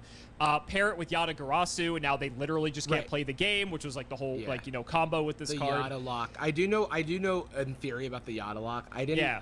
Because I remember when this card came out, because I like remember seeing Yada Garasu and thinking like that card looks like it sucks, but I just wasn't playing the game. Yep, that's what a lot of people thought, and then they were very wrong. They were very wrong. That's so crazy. The combo is you have either Sangen or Witch, and then you special summon Chaos Emperor, you nuke the board. The Sangen or Witch triggers, you get to add Yada Garasu to hand, and then ideally you haven't normal summoned yet, so you summon Yada, and now you attack, and now they can't draw. They have no cards. They just lose the game. Death by 1,000 cuts. Not that it matters, but the fact that this card sacrifices itself also, or destroys itself, right? Because it does, right? Yep. That's so funny to me. Yeah. Like that it's just like, it's like it's there for a moment and then it's gone. We hardly knew ye. It's also just crazy, too, because this is in a time where, like, effect priority existed, where, like, nowadays, if this card was in its original form, because it did get Mickey Mouse, you know, errata, shocker. You know, you could have interacted with it with a trap card. Like, you could have Ring of Destructioned it before it had the chance to activate its effect. But in old Yu-Gi-Oh, you could summon this with priority, declare the effect, and your opponent, the only card that could stop this was Solemn Judgment, and that was it. There was no other way to interact with this card at all, because you were going to get the board wipe no matter what. Effect negation was pretty scarce in old Yu-Gi-Oh! So that must have felt so good to Solemn Judgment. If you're the one doing it, it's the best feeling imaginable. But if you're on the receiving end, you're like, I hate my life. Like, this is horrible. Yeah, I'm literally imagining, like, I don't know that this happened, but I'm imagining someone held up their hands like that, and the card flipped up, like in the game. It's like I actually saw Judgment. Like, but yeah, oh man, what a powerful feeling. Yeah, but no, this was a Kaiba card. He played this in one of the later seasons of Yu-Gi-Oh! I think it was one of the ones that technically isn't canon, but who cares? This was like what the one duel Kaiba did. This was like his ending play to win the duel that he was doing. And so he got. I think he actually used Dimension Fusion and Chaos Emperor Dragon like in the same turn. Oh my god, dude, he was so degenerate. He's so badass. That's so crazy. And Yugi was playing. He's like, the Gamma Warriors. And I'm like, they're not doing anything to this card. I will say, when I was making the list for you for this, the Yugi section was a lot harder because he has so many worse cards compared to Valkyria, Magna Warrior. I was like, okay, cool, man. That's awesome. Anyway, it's destroyed, and I burn you for 1,000. Yeah. Anyway. But that's it. That's all I got for you. How do you feel? That was so much fun. Yeah. I feel good. Definitely had some oversights, but you know, I have to. I'm always hard on myself about these things, and I just truly haven't played Yu-Gi-Oh in a while, so you know, it happens. I'd say your analysis for the most part was pretty good. It's either if it wasn't, you like said it, but then went like with your intuition, thinking like your gut feeling was going a different direction. And I think Yu-Gi-Oh versus other card games sort of like acts in the opposite like line of thinking sometimes, but I think that's just a Yu-Gi-Oh thing. This is the first time that I've really like looked at Yu-Gi-Oh cards, having played like a lot more TCGs, and especially recently I've been like grinding a bunch of Magic mainly, and so it's interesting to like take all of that context and then go back to a game that I like played when I was younger and go like, oh, these cards are kind of interesting, like it, because a lot of the stuff is still at play, like these basic concepts of resources and tempo and card advantage, but they're all weighted very differently in each different game. Yeah. You know? And that's and I think that's very cool. Like a lot of the early Magic cards, like there's a bunch of mathematicians like designing like Ice Age, for example, and there's this card called Necropotence, and like the guy who designed it was basically like, I want to change the equation for these fundamental concepts in the game, because it's a card where it says skip your draw step, and you can I can't even remember how it works. It's like skip your draw step, you can pay 1 life to like put any number of cards to the side, and then at your end step you like get all of those cards. And it was just like, it's like basically like changes the normal like fundamental like equations of the game, and like going to the card ended up being a thing where it was like initially it was like flew under the radar, and then people kind of realized it was busted, and then kind of got banned. All of these card games have these like core concepts, but then they're like all weighed differently, and you can have an effect in Pokemon like Professor's Research where you discard your hand and draw 7, and that would be really busted in every other card game, but in Pokemon it's fine because there's tons of tutors and like rota effects and things, and you're just finding lines and sacrificing cards and searching your deck for specific cards to like get your engine going. And then in Yu-Gi-Oh everything's free. And that's why we love Yu-Gi-Oh!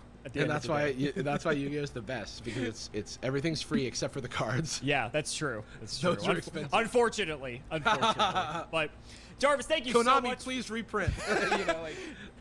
Thank you so much for joining us. I'm glad you had a lot of fun. This was awesome. Glad we got to do this. Yeah, this was so much fun. Yeah, thank you so much for having me. Of course. And maybe for those of you at home, you know, hopefully you learned something about, you know, some of your favorite Yu-Gi-Oh cards if you are a Kaiba lover, like I am, and apparently the Jarvis is as well. And who knows? Maybe we'll have you back on for round 2. We'll see. Hey, I'd love to. But yeah, thanks for having me, and hope everyone enjoyed. So guys, that's going to wrap it up for another video. I really hope you all enjoyed. Let's go ahead and shout the patrons for all of their continued support. So shoutouts to Shout1317, Sim00x3, MBT Play Madolce, Moto, Cameron L. Smith, The Synchro Guy, Pony Stark, Dan the Man Hoban, Little Fadeleaf, Draconic, Dylan Rare Hunter, JW11860, Brian Dancer of Class 7, Flannel Daddy, Twinkle Muncher, literally all of the guinea pigs, Cheeks McLapperty, Stolfin Amethyst, Wonder Waffle, MBT canceled by community soon, canceled by all committee soon, canceled by all players soon, Corvain, Absolute Angriest Peacock of the Edison Club, Daniel Howell, and Life Keeps Using Solemn Judgment on my hopes and dreams. Thank you all so much again for watching, and we will see you next time.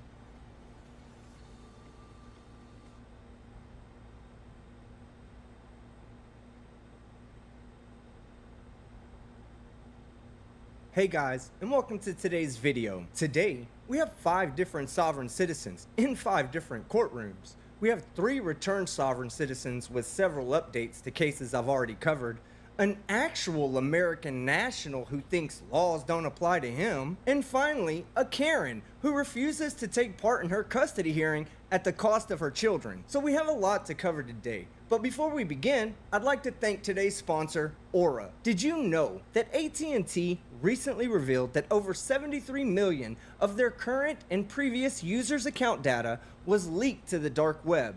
And about a month ago, Dell announced that they had a data breach affecting over 49 million of their users. Data brokers get their hands on this information and sell it to scammers, spammers, and anyone else looking to target you for nefarious reasons. And as more and more data gets leaked onto the dark web, these people's ability to socially engineer their way into your social media accounts, your bank accounts, or into your private lives gets easier and easier. And just to give you an example of how well Aura protects you against these bad actors, ever since setting up my account, Aura has already removed my information from 18 different websites, including People Search, People Finders, and AddressSearch.com. I didn't even know these websites were storing my information, but thanks to Aura.com, I'm not even worried about it. And if you think that one of these companies that you've trusted your information with has leaked that data onto the web, then you shouldn't worry either, because Aura's been kind enough to offer you a special discount along with a 14-day free trial for using my link Aura.com/Team Skeptic to sign up for an account. At $12 a month, that comes out to less than $150 a year for all the digital protection you'll ever need. So a special thank you to Aura.com for adding to my comfort level and sponsoring this video. Now we're gonna start in Kansas with an update to a sovereign citizen that I covered 10 months ago. Pardon? Yes, I guess I'll represent myself. Okay. You understand that if you can't afford to hire an attorney, one would be appointed for you.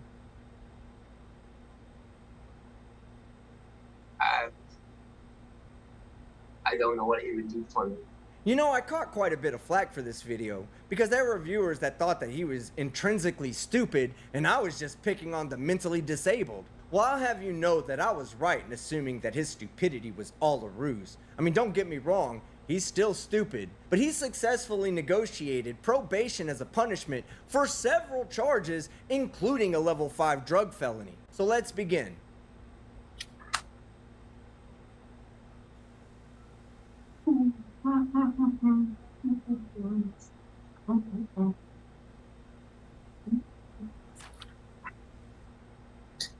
Mr. Walker, you've been arrested for violating your probation with community corrections because it appears from the date you were sentenced you may have never reported to them.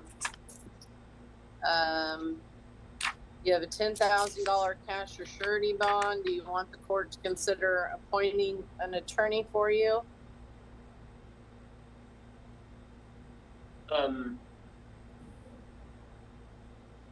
Okay. I don't know. They never noted on any of these docket sheets who your attorney was. I don't have an attorney, ma'am. He's never had one, Judge. Huh? He's never had one. He entered a plea to a possession of methamphetamine, level 5 drug felony without an attorney. Is that what you're telling me? Yep. On the second. Well, do you want an attorney now? Well, I don't know. I don't know why I need one. I'm charged with probation violation. Yes. Is today a show cause? No, it's to advise you of why you're here, Oh, okay. your bond is, and give you a court date, an evidentiary hearing date, which is July 26th at 2:30. Okay. Yeah, I don't know. I don't necessarily need an attorney. Okay. All right. You have a bond. Go ahead and fill out a waiver of counsel, if you will, and put it in the. We'll file it in the file. Yeah. But I'm not going to sign anything though. I'm not going to sign anything. Well, yeah. I don't think the court can do anything with you if you don't waive counsel or have somebody appointed, one or the other. Yeah. I don't. When is the last time that you worked? About a year ago, maybe a little over a year ago.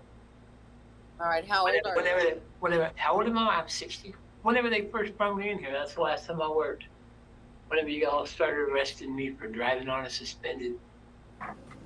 Okay. Well, I'm a little over a year ago. Okay, so I'm going to go ahead and appoint Jim Watts as standby counsel. If you don't want him, you don't have to use him, but he'll be around and be available for you, okay? Yes, ma'am. I'll take counsel, no doubt. All right. Thank you, sir. Okay, thank you. Alright, so that's the first sovereign citizen out of the way. Basically, he negotiated himself a sweet plea deal, never showed up to probation so it got revoked, and now he potentially faces serving his sentence in jail. So now we head to our next hearing, involving one of the most asshole-ish sovereign citizens that I've ever covered, Albert Hicks. All right, let's go with Albert Hicks. Albert Hicks. How he got on my docket, I don't know. It's just the city of Detroit versus Albert Hemmer Hicks Jr. Appearance for the record, please. Elwood S. Ferry Jr. On behalf of the defendant, state your full name, Mr. Albert Heimer Hicks, and no one is to speak on my behalf. Okay. I'm my own attorney. Oh yeah? You're your own attorney? Well, that's cute. Why don't you go ahead and put your P number on the record then? Because if you don't have a P number, then you're not a licensed attorney in Michigan. Now you can represent yourself pro per or pro se, but you are not your own attorney, because if you were, you would have already been sanctioned into retirement for all the bullshit you've pulled in court already. You're your own attorney. You're an attorney registered by the state of Michigan. You don't have license to practice law, and you've been practicing law over the bench.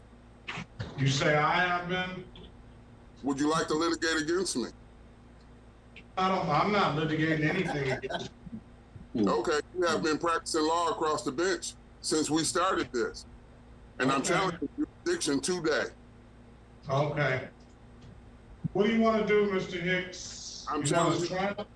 You want a trial date, or you want the offer to send it back? I'm challenging jurisdiction. Okay, put it in a motion. I don't have to put it in the motion. I don't have to put it in the motion.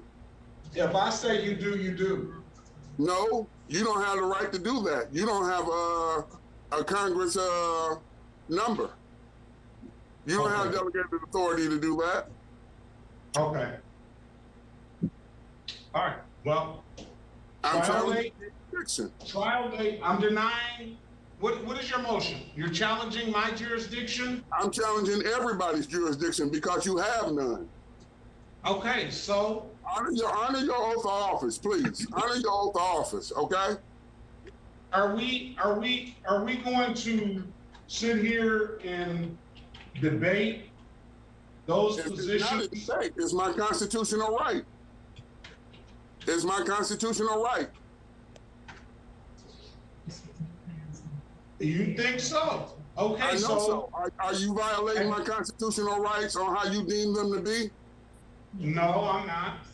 Okay. I don't believe so. And then please don't have me file for Title 18, 242.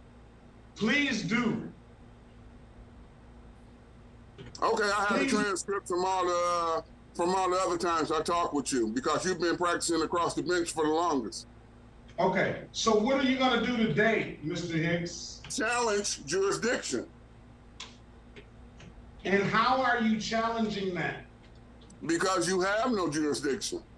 You have the burden of proof is on whoever assessed the jurisdiction. Who's the assessor of jurisdiction? I am, in this case. Okay. And I deny that motion. Why you deny the motion? Because you don't have. So, Mr. Hicks, you're a grown man. Citation needed. Let's have a few seconds. Wait a minute. Let's have a few second conversation, okay? Now let's get this straight. I'm running this show, okay? So if I'm gonna allow you to talk and say what you have to say, you're talking about challenging jurisdiction right now. That's what the discussion is. I say I have jurisdiction. The court rules say I have jurisdiction. The Constitution of the state of Michigan say I have jurisdiction. So I'm denying. No, don't talk while I'm talking. I'm denying your motion as far as you contesting my jurisdiction. Okay? So take your hood off, please. So other than that, what else do you want? How do you want to proceed now moving forward? I motion to dismiss. I'm denying that motion. Okay, let me ask you this. What basis are you denying the motion to dismiss? Because no crime, a bill of attainder, no injured party. I told you all of this at the beginning, and you denied everything. You practice over the bench. Okay, so now I'm going to give you two options. As a matter of fact, hold on. Give me a minute. You even went through a 10 and 3 because you started threatening me. You remember that? No, you were the one, wait a minute, you were the one, Mr. Hicks, that said, oh, you can say all that while you're on the bench. That's what the court rules are. You gotta follow. No, it's not. Then show me those rules. Let me see those rules. Send those rules to me. I don't have to show you anything. That's all public information. You're acting tough now? You're acting tough now? Behind the bench? Mr. Hicks. Let's not go there, all right? Did you say that last time? Do you have the transcripts? Yeah, I said it. Yes, I did. Yeah. Yes, yeah, I did. I thought about that. You don't even have a I license thought about that. Listen, this whole have license to practice law. Come on, the jig is up. The jig is up. All right. So now the jig is up with you. So I'm not letting you say any more about this. I'm denying your motions. Now I'm going to give you two options. The first option is you can either take the deal that's in the file, or we can. Oh, okay. Don't talk while I'm talking. I tell you what. Don't talk while I'm talking. A few minutes. I got your paperwork ready. I got your paperwork ready. You really want to talk? You really want to go again. All right. Now I'm going to give you one more time to interrupt me. If you interrupt me again, I'm going to hold you in contempt of court, okay? All right, so the other option is we set a jury trial. And we'll set the jury trial. I'll give you motion dates where you can have the dates and you can put all of your stuff in writing that you want before the court. And I'll make a date on that date. I'll make a date when I'll rule on those motions. So, do you want the offer or do you want the jury trial date and the motions dates? I thought that the trial was up to me, whether I have a bench trial or a jury trial. It's not up to you. No, it's not up to you. I'm giving you. Everybody has a right to a jury trial. Absolutely. And I'm going to allow you to exercise that jury trial right. I'm not going to sit here and entertain a bench trial for you. Let a jury of your peers determine your innocence or guilt. Why would I do that? How? I have the right to either or. You're not the one. No, you don't have a right to. No, you don't have a right to either or. Yes, I do. Of course, I do. No, you don't. You have a constitutionally protected right to a jury trial, not a protected right to choose between a jury trial or trial by judge. An actual attorney would know this. Now we're heading to the end of Judge Perkins' docket, where Mr. Hicks is about to reach the conclusion on these charges. And I mean, just these charges. All right, I'm moving on. All right, move on. You didn't answer my question, so I'm moving on. And I'm gonna put you out. Or at least mute yourself. All right, let's do this and let's go back on the record one more time with Mr. Hicks. For the record, Your Honor, D. Chiku Mason, City of Detroit, 43471. This is the date and time set for a final pretrial in this matter. Your Honor, I did subpoena my officers to be here today for the final pretrial, and I do not see them here today. Remove your hat, please. No drinking, please. Treat this like you're in the courthouse. Remove your hat, please, Mr. Hicks.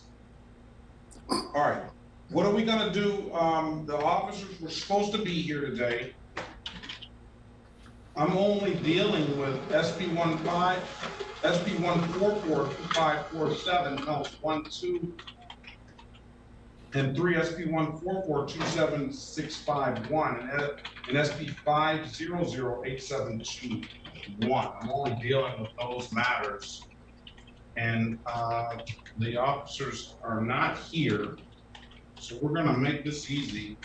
And now, what I don't appreciate is, you know, I thought about that comment that you made that last time. You know, basically, you're almost like a little lightweight threat that you had toward me, saying that, oh, I'm only doing this, I'm only this way because I'm being protected by the bench. That's absolutely not. I'm the same way 24 hours a day. Okay? So let's get that straight. This robe has nothing to do with me as a man. All right, I'm gonna dismiss the cases because no officer appeared. I would like to collect my costs and fees. Pardon me? I would like to collect my costs and fees for having to defend myself. I don't want to hear anything else you have to say. Oh, beautiful. All right, bye. So I know a lot of you are not going to be happy with this outcome, but hear me out for a second. I don't personally mind living in a system that requires such scrutiny for a guilty conviction, because in my opinion, a few guilty people slipping through the cracks of justice is way better for our society than having a bunch of innocent people locked up for nothing. But if there's anything you should already know about me, it's that I'm not gonna leave you hanging. So I have this clip for you from Judge King's courtroom, where Albert Hicks is before him on a DV case where he allegedly assaulted his partner of more than a decade and mother of his 2 children. Pay close attention to the look on his face as she testifies against him at his probable cause hearing. Is that Mr. Albert Hicks? Yes. Okay, and how do you know that person? He was my partner, and he is the father of my children. Okay, how long were you guys partners for? Around 14 years. Now this witness will show up. So even though Mr. Hicks may have beat his charges today, his days of free, unencumbered, and unlicensed travel in his road canoe are severely numbered. Next, we head to Washington, where we have an actual American national, by birthright, who incorrectly thinks laws don't apply to him. My honor. So, for the record, I've made this special dissertation under duress pertaining to the matters of Jonathan Troy, Faifole, Somalia Toa Schuster. For I am beneficiary, I am sovereign, I am man, the flesh lives, the blood flows. I am a non-U.S. citizen American national. I am sui juris imperfecta persona. I reserve all rights. I do not understand the status, and so I ask you, ma'am, what is your name? What is your nationality, and what is your status? I'm Judge Grant. I am a citizen, and I'm the judge in this court. You are here subject to appropriate jurisdiction. So you are here for an arraignment. You've been charged with a crime. Today, you will be asked to enter a plea. Ma'am, I object because a citizen cannot sit a bench, ma'am. So I'm going to go through the information. It looks like you have been charged with driving with a suspended license, driving without a required ignition interlock device, refusal to comply, not having proper registration on the vehicle, expired over 2 months, and then there was also a driving violation. Wheels were off the roadway. Last 2 are infractions. So, ma'am, jurisdiction cannot be proven unless status is established. You have not established status, and so if you cannot do that, I challenge the jurisdiction. And if jurisdiction cannot be proven, I move to dismiss this case with prejudice. That would be denied. So I am going to, at this time, review for probable cause. Object. Again, I challenge the jurisdiction, and jurisdiction must be proven. It's not going to happen today. Jurisdiction must be proven. To hear the charges, and I will be reviewing for probable cause, and then we'll make a determination as to whether or not you will remain in custody. And I will hear from the prosecutor as to that. And if you violate my rights even further, ma'am, as well as the officer and the sergeant that violated my rights, who are also going to be getting sued. What's the deal with all these sovereign citizens taking the Chile de Castro route and threatening to sue judges and prosecutors? I've seen them threaten to sue their own court-appointed attorney just for showing up and putting their name on the record. It's gotten so bad that I recently caught a retired Michigan family court judge speaking on behalf of a state proposition that would protect judges and their families from undue harassment. This is not personal to me. That these situations happen. I was a presiding judge of the family court for 8 years. These are conversations I have with my colleagues on a daily basis, talking about how sovereign citizens file UCC statements against us, against our property. We have to have lawyers in our court represent us to remove these filings against us. So yeah, suing judges isn't going to do anything good for your case, but it will screw you out of getting a PR bond and getting out of jail for free. And the business, we call this foreshadowing. It would just add to that. And I don't think that you need to go that route. While I review this incident report. Okay, so this is authored by Brandon Carlsrud, signed under penalty of perjury. All right, I do find probable cause with the charges.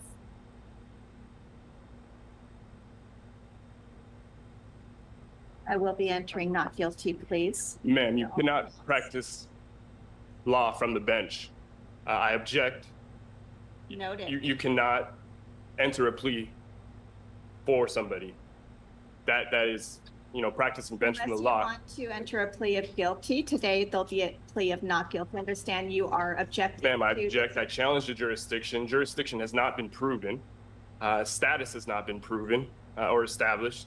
And once again, you haven't even established, your nationality or your status. I am a non-U.S. citizen, American national by way of American Samoa. I reserve all my rights. Is this something that we need to consider a competency evaluation for? We may need to consider ordering ability to proceed, but To question my competency because I'm establishing status and asking you to prove jurisdiction is outrageous. And so, again, if jurisdiction cannot be proven, I move to dismiss this with prejudice based on the grounds that you cannot prove jurisdiction. Jurisdiction is something that is both proven and established. It's established by Michigan statute and proven by a preponderance of the evidence at your trial. If you're challenging the court's jurisdiction based on the established facts, like time, date, or location, then you need to provide the evidence to support that claim. all right, I've reviewed this. You were driving in the city of Lake Forest Park. You were violating Again, laws. I was not driving. Again, I have rights. You were behind And the my wheel. rights were violated. Traveling. My rights were violated. My right to travel freely unencumbered was violated. There was no emergency in which the officer needed to put on his red and blue lights. And so, again, if status cannot be set, jurisdiction cannot be proven, I move to dismiss this matter with prejudice. That's denied. So you've made your record. Right now, I'm going to directly appoint counsel from the bench. Ms. McDonald. Again, I am you. sui juris in propria persona. I stand on my 2 feet. I'm in my proper person. And so I reserve all my rights. I understand that, and I've acknowledged that. I'm not dismissing your case today. I'm going to hear from Ms. McDonald as to the city's position on release. Yes, Your Honor, I am going to be asking that the bail remain the same. It looks like it's currently set at $2,000.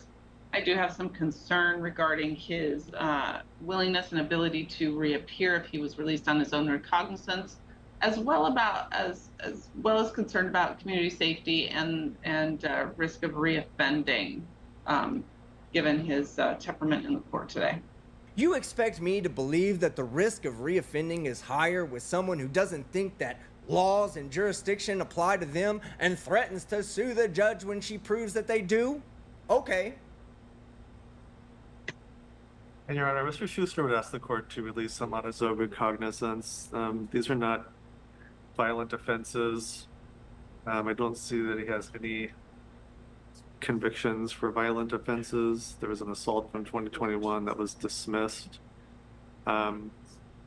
He may have a view of the law that is different than the city's, but that in itself does not indicate that he won't come to court or that he would in any way try to subvert court proceedings. So we'd ask the court to release him on standard conditions.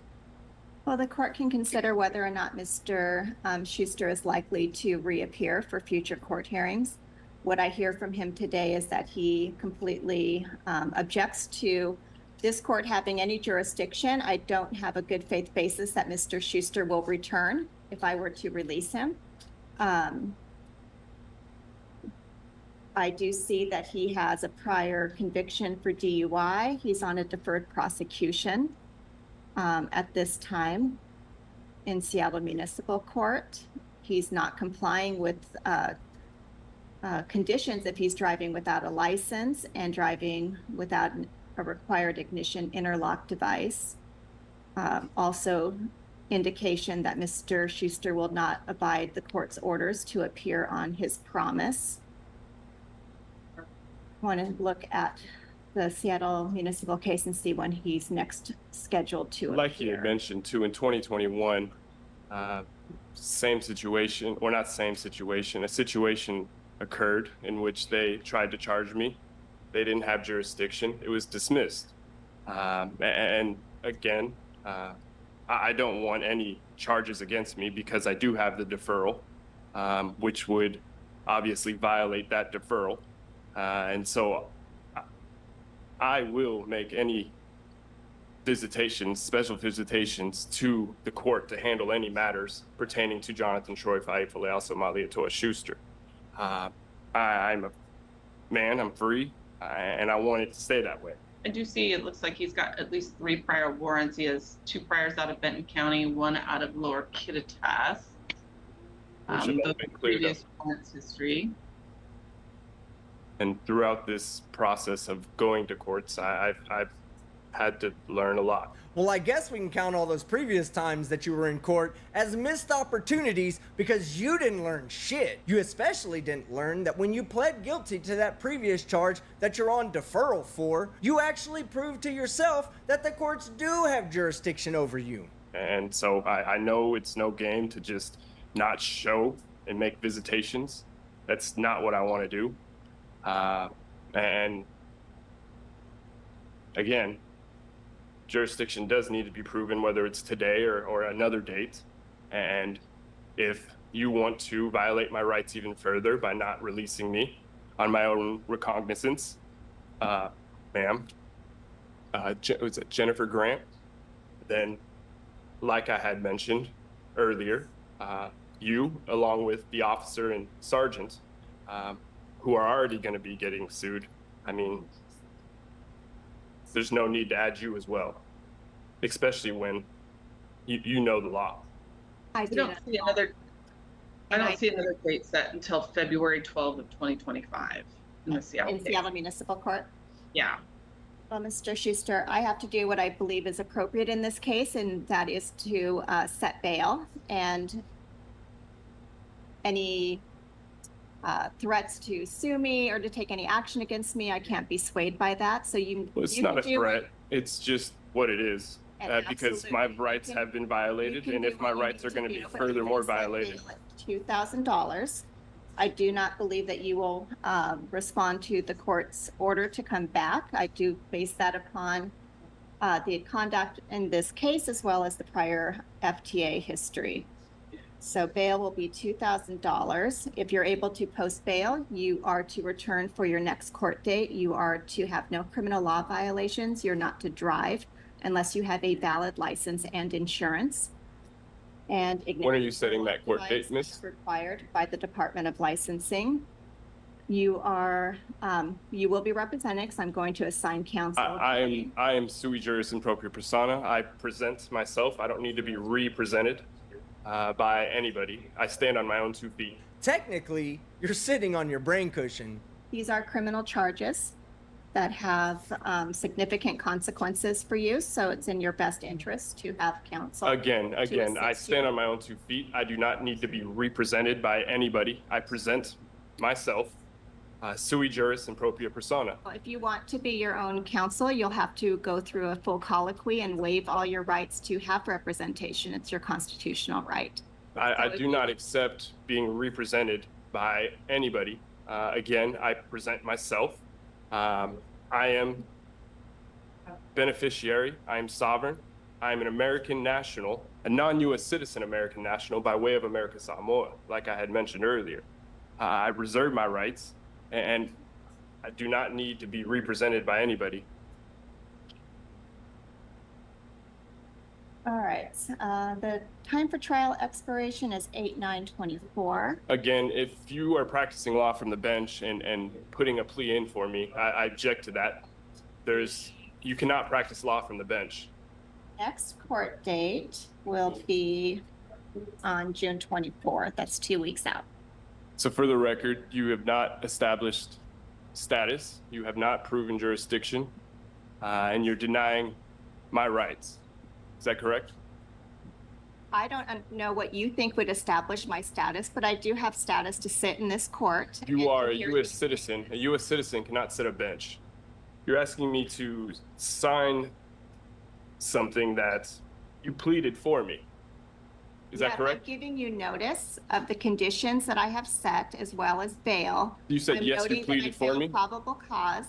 If you are able to post that bail and get out of custody, those are my expectations that you will come back on that court date and that you will abide by the conditions that I have imposed. Those are being ordered today. So that is what's happening today.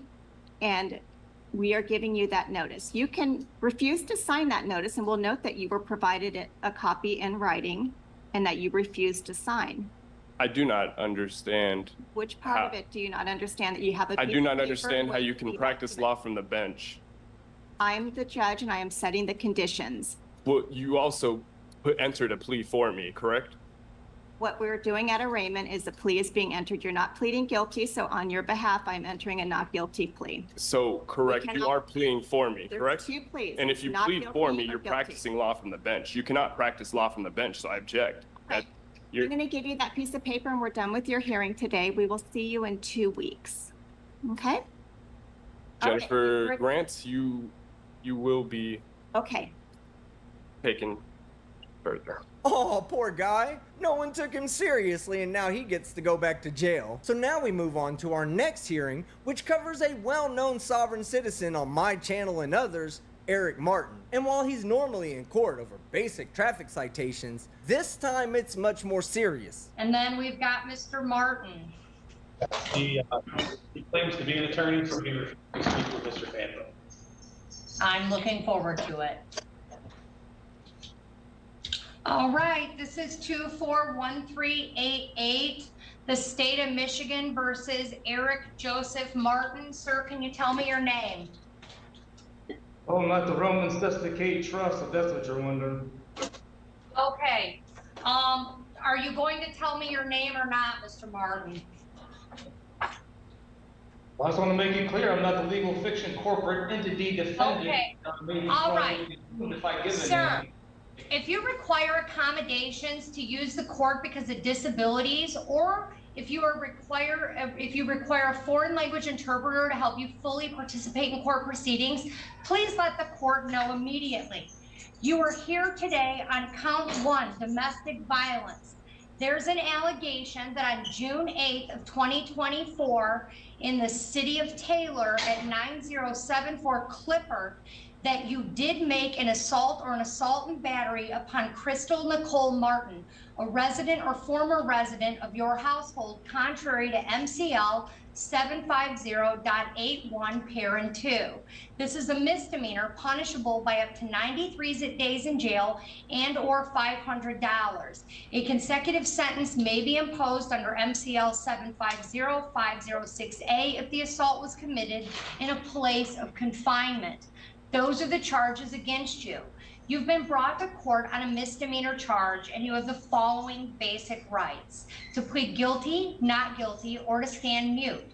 If you stand mute, a plea of not guilty will be entered, and you may plead no contest with the permission of the court. You have the right to a trial by a jury and to have the assistance of an attorney. You have the right to an attorney appointed at public expense if you are indigent, meaning you cannot afford to pay for an attorney. If the offense requires a minimum jail sentence, this charge does not have a minimum jail sentence. The court determines that it might sentence you to jail. and the appointing authority, which is the court, would decide if you are indigent and appoint counsel if you are eligible. You may have to repay the expense of the appointed attorney, and you may contest your ability to pay the ordered fees if the court attempts to collect any costs for an attorney, and the court must then determine your ability to pay. Mr. Fanto, a court-appointed defense attorney, is present in the courtroom. It's my understanding he attempted to meet with you, and he was advised that you did not want to speak with him. Is that correct?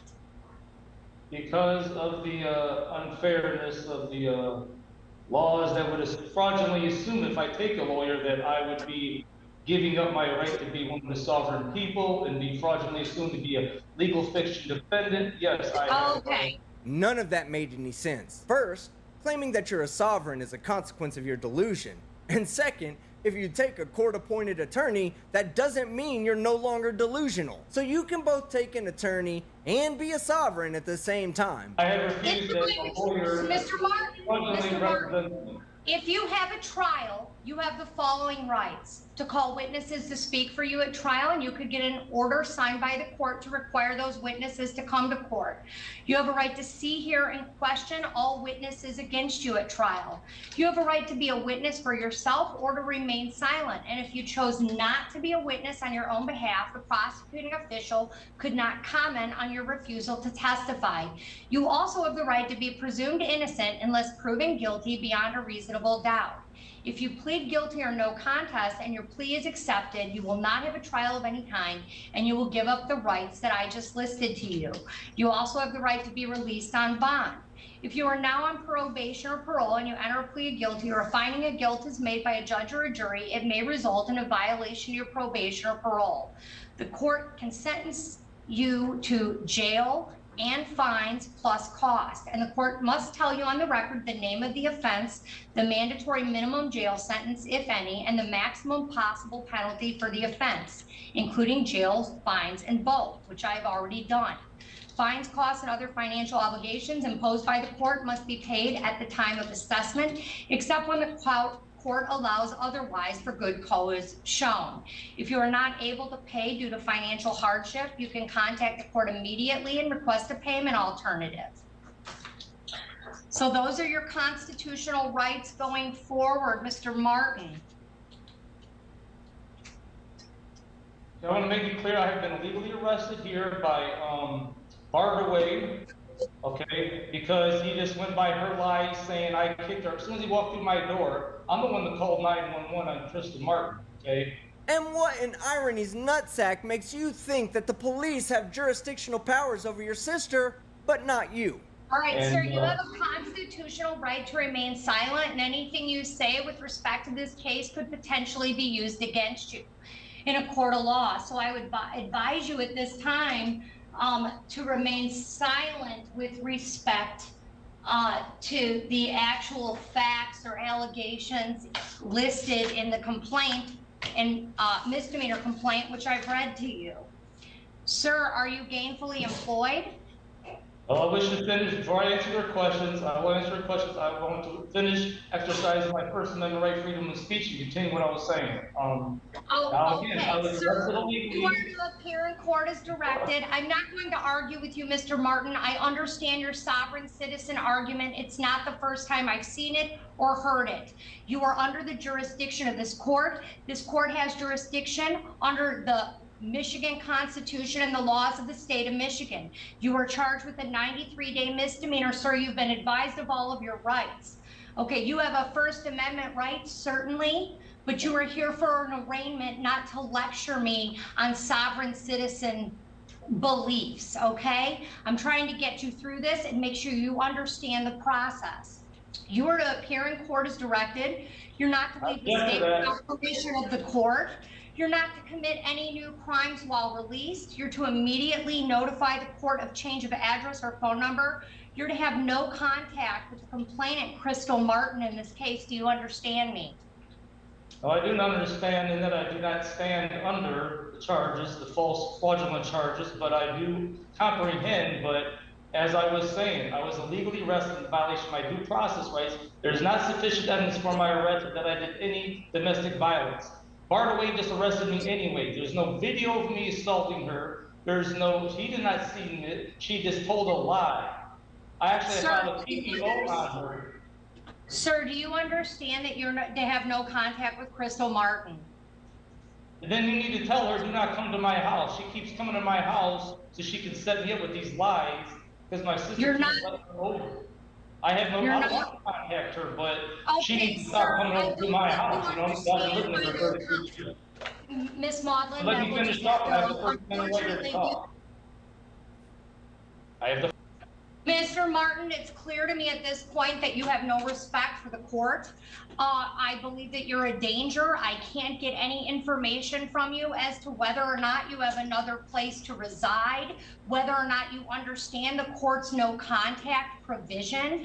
I need to know that you understand what I am telling you, because I am attempting to set a bond on your case. And if you want a bond on your case, you've waived your right to an attorney. And I'm trying to figure out, do you have another place to stay? Do you understand what no contact means? And if you're not going to express to me that you have an understanding of what I'm saying, and if we can't get on the same page about that, then I'm inclined to not give you a bond. Do you understand me, Mr. Martin? I comprehend you, yes.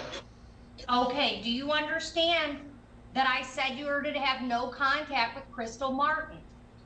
Yes, but she needs to stop coming over to my house. I'm not trying to contact her. She's coming over to my house so she can make false allegations like to set me up so she can have the whole house to herself, her and my sister. You know, you could have just said, "No, Your Honor, I have no idea what no contact means." And I wonder what kind of sovereign bullshit he tried to force on his ex and his sister to make them band together to keep him away from the rest of the family. This is what the whole agenda is of her with my sister Lisa Martin. Tried this before. Even though I proved to the court before the video of my sister Lisa Martin trying to set me up with lies and try swinging at me, assaulting me. I have this on video, same with Crystal Martin here. I have her on video swinging at me in dealing with the prior case she tried to bring me in. Okay? So I have evidence that she is aggressive towards me. Mr. Martin, does Crystal Martin live at the home on Clifford Street? Yes, she comes over like for a day or two, and my sister lets her come over, and she stays there for a day or two, yes, and then, you know, here and there. Okay, so your sister owns the home? No, she doesn't own the home thing. So my understanding is the bank really owns it. You know, it's always been like my parents' house. But I don't even think really my parents own it because they didn't finish paying off the mortgage or whatever. So I think technically it's the bank's house, but me and my brother and sister have been staying there for a long time. Me there for like 32 years. My parents have passed away now, so now it's like a fight with them two. They're trying to take over the whole house by coming with false allegations, by telling cops, "Oh, he assaulted me," all the time. There's no evidence. It's not true. It's a lie. There's insufficient evidence in violation of my due process rights. But Bardaway arrested me anyways, and this is just what she wants. So they can have the whole house to themselves. I even filed a case with Crystal Martin. All right, so you're not to have contact with Crystal Martin. You're not to return to 9074 Clipper in the city of Detroit, or in the city of Taylor, I'm sorry. You're allowed Objection in violation of my due process. You cannot deny me my right to live at my house because of an unsupported allegation by her, which is a lie at that. Like I said, the cop had no sufficient evidence. She just told a lie, and the guy didn't even, Bardaway that is, a police officer, just came to me and arrested me right off the bat. That violates my due process rights with sufficient evidence. Sir, you're allowed one visit to the premises to obtain personal belongings. You must be accompanied by a police officer. And I want Bardaway. Well, hold on, I'm gonna let you finish. I'm just gonna finish what I got to say so you don't cut me off. And I want Bardaway arrested for his illegal arrest. I want Bardaway arrested for illegally arresting me. I want him charged for assault and battery, for illegally arresting me, and kidnapping. Okay. Because it was without my consent. Mr. Martin, if you are not allowed at the 9074 Clifford Street address, where will you be staying? I am allowed. I don't have nowhere else to live. That's my house. I'm allowed there. You ordered that is illegal. That violates my due process. All right. He has a $2,000 cash bond with a GPS tether. Yes, objection. And he's not to Violation my right to return. personal bond. He's I have a not constitutional right, and to you said appear you at can be 9. innocent without guilty. He cannot come to 9074 Clifford or be in contact with Crystal Martin. All right, so that's the end of that hearing. And quite frankly, I'm tired of seeing this guy. He's a pretentious, monotonous moron, and he's exactly where he belongs. So now we're on to our last hearing, which is a sovereign citizen Karen involved in a custody battle, and she mistakenly believes that she runs the courtroom. All right, now we're going to move to Habib versus Bouvier. All right, so remember when we last came on this matter, there were some issues that had come up that the court was not quite aware of. I think it may have been the reports. I had not yet read them. And some of the things that were being said, I wasn't familiar with. So I asked everybody to come back so that I can read through those reports and have a better understanding of the backgrounds of everybody. And so I've had a chance to. Your Honor? Oh. Okay, give me. So the court had an opportunity to review those and has a better understanding of background. I can't remember exactly how far we got in there. I don't know if Ms. Giles even made recommendations at that time. I don't think we got that far, but I'm not sure if you all remember or not. But I have read the recommendations in the report. I don't think we got that far last time, Your Honor. Okay, all right. So the let's see. So since I have that background, let me start by calling Ms. Giles. Raise your right hand. Please tell me swear or affirm testimony about to give in the case is the truth, the whole truth, and nothing but the truth to help you God. I do. All right, and if you would, we have Ms. Bouvier. Ms. Bouvier, you need to turn your video on because we're in the middle of middle of the hearing now. So you have to have your video on. You turn your mic off, but your video needs to be on. Your Honor, for the record, before we proceed this matter, there are some facts I must state for the record. I'm here on special restricted appearance as the representative of the descendant. And I do not wish to waive any rights, rather statutorial or procedural. And for the record, as the authorized representative, executor, beneficiary, I have demanded a jury trial in regards to this matter. Moving forward, for the record, Your Honor, I have filed an amended notice of recusal with an affidavit of fact on May 29, 2024. With all due respect, Your Honor, I have not received a response from you in regards to this notice. Please note for the record, I have presented to this court on special restricted delivery all presentments to date. Moving forward, according to Georgia Code Section 1512-122 and 2020 Georgia Code Section 91138, rights to a jury trial is a reserved right. Sure, but it's not considered a reserved right in a custody hearing. Those are exclusively held as bench trials in Georgia. And let's all just take a moment to enjoy the depravity of this Karen, who stares at the scales of value with her sovereign beliefs on one side and the custody of her children on the other, and values her beliefs more. Please note for the record, at this time, I do not wish to add nor subtract anything from my presentments,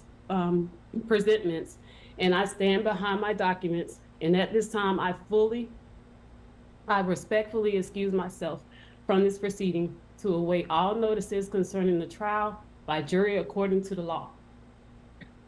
Okay.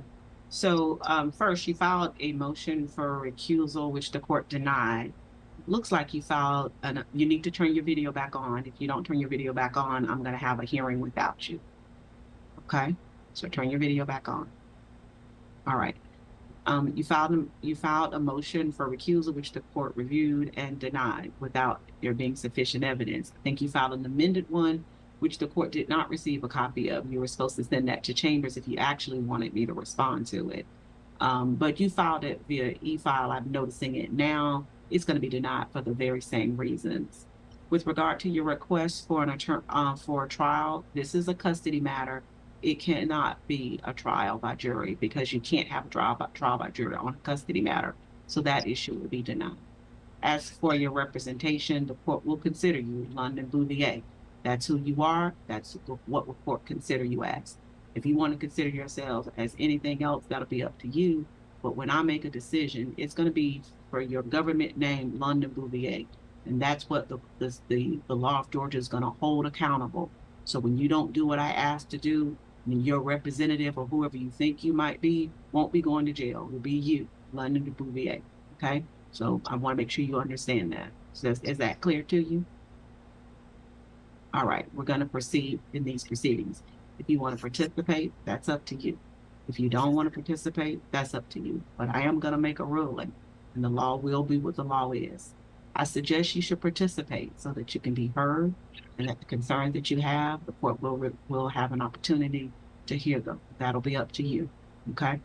I really like the way the judge handles this situation. She gave Karen an opportunity to identify herself, and Karen chose not to. So just let the adult toddler know that you know exactly who she is, and that the court will be proceeding despite her petulance. Has this order been followed? Is it being followed? Your Honor, that's why we're here. It's not being followed. No. No, right. We filed a contempt on this order on May 7th. Really? I had thought that this matter was coming back on the calendar because I continued it from the last matter, but now I understand. Okay, so there is also the contempt on the interim order. That's all right. correct, Your Honor. Got it. I got it. All right. Yeah, all other issues shall remain. Okay. All right. So the order isn't being followed. That's it is not. That's the issue. It being followed at all, like no visitation, or just being no visitation at all, Judge. All right, Ms. Bouvier, I've indicated to you once before that your video has to stay on. This will be my last warning to you. Turn your video on. Ms. Bouvier, if I say it again, I'm going to find you in contempt of court. If I say it again, I'm going to find you in contempt. So when any issue happens before, I'm going to have my deputies come get you. Okay? You turn it off again, I will find you in contempt of court. All right? So you will spend 10 days in the Cobb County Jail. You turn the video off again. Okay? Did you understand me, Ms. Bouvier? Did you understand me, Ms. Bouvier? Unmute yourself and say so. Ms. Bouvier, I'm going to ask you one more time. I'm going to excuse you from this hearing. I'm going to find you in contempt, and I will pick you up. And your child will then go to Mr. Habib. Unmute. I stand behind my documents. For the record, I stand behind my documents. You can stand behind whatever you want. Do not unmute like I asked you. Ms. Marshall, go ahead and remove Ms. Bouvier from these proceedings. Yes, ma'am. I find you in contempt of court. 10 days in the Cobb County Jail. Child will be presented to Mr. Habib. These matters will be continued thereafter. Well, look at Karen, finding the most efficient way to put two barriers up between her and her kids. 10 days in jail and temporary custody awarded to the father. I guess we'll see how this turns out when she's released from jail. All right, guys, that's the end of the video. It was long, but it was entertaining for me to make. And I'd actually love to know what you think about these longer format videos. So far, it seems as if you guys like them, but just let me know down below. And as far as the cases go today, I'll keep you posted on any new developments in future content. So if you liked the video, hit the like button. If you disliked it, hit the dislike. But don't forget to leave a comment below and subscribe with notifications on so you don't miss any of my content. I'm Team Skeptic, and I'm out.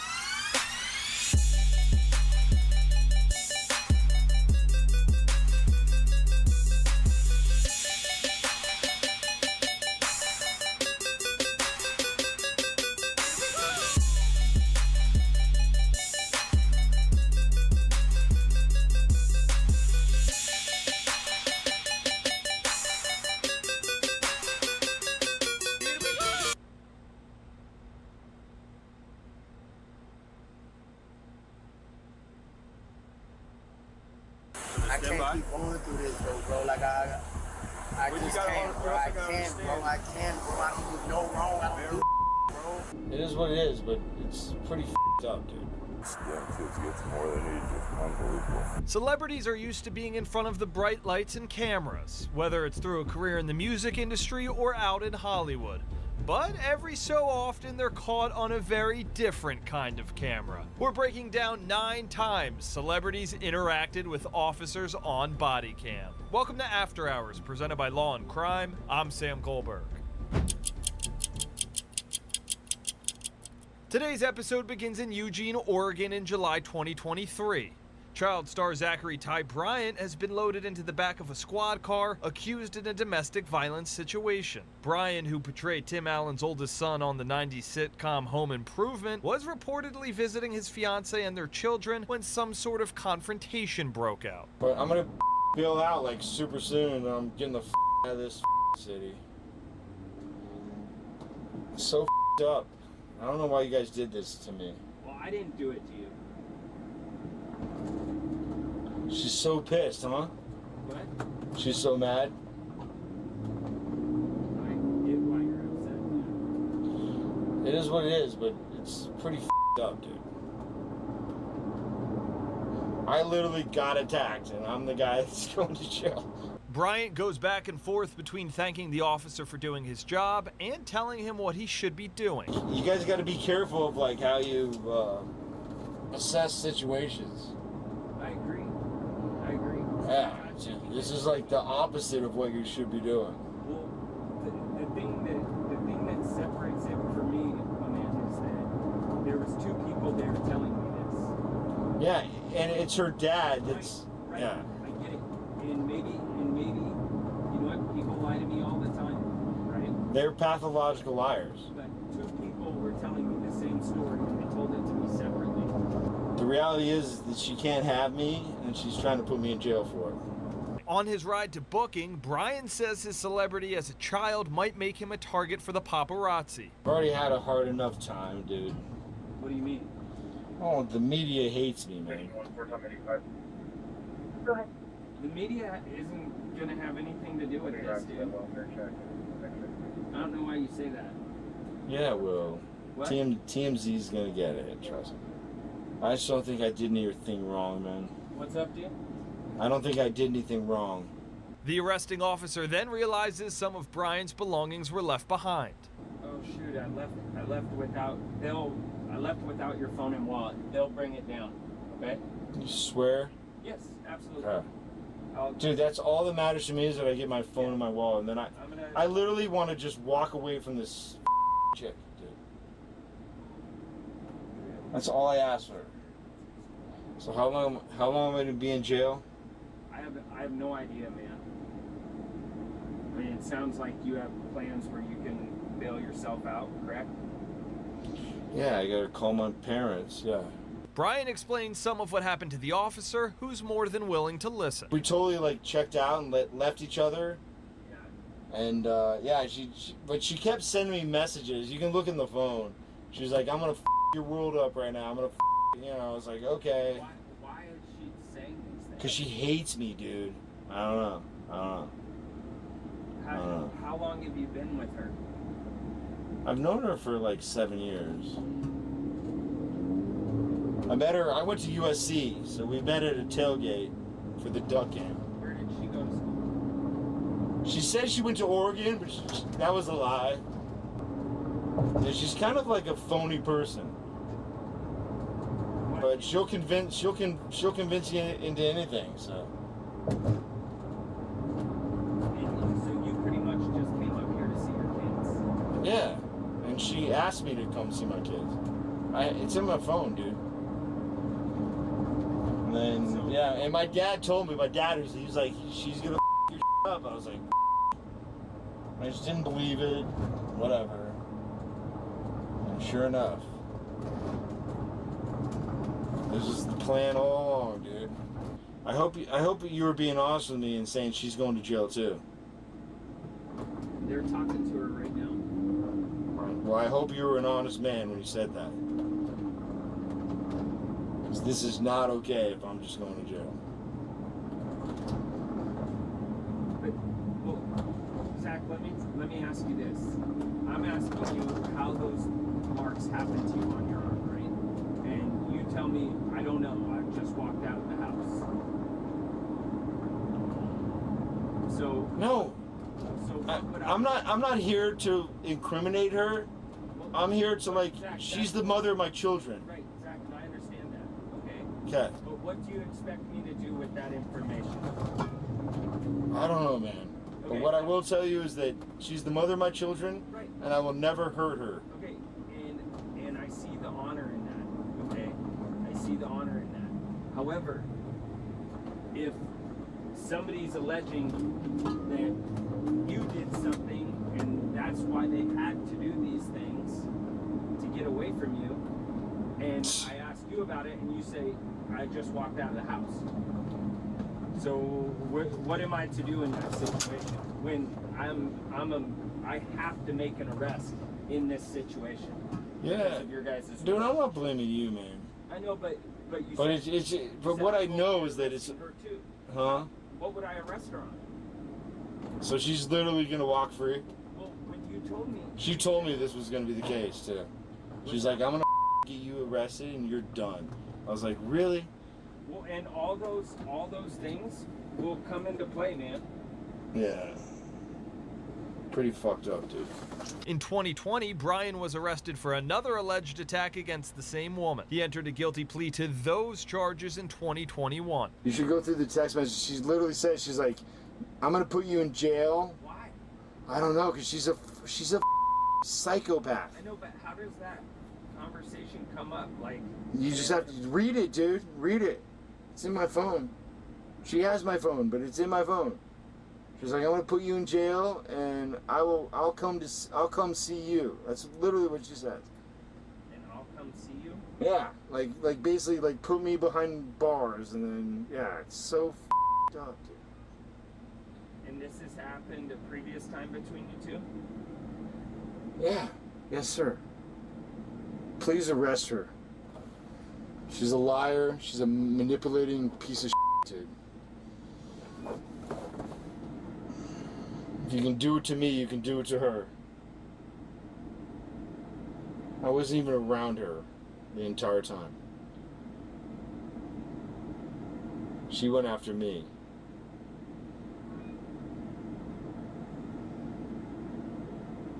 She thinks her doesn't stink, dude. Zach, how tall are you? 6 foot. How much you weigh? 195. What? 195. What color hair do you have? Sandy blonde. Eyes? Blue. What's your so? She called it though.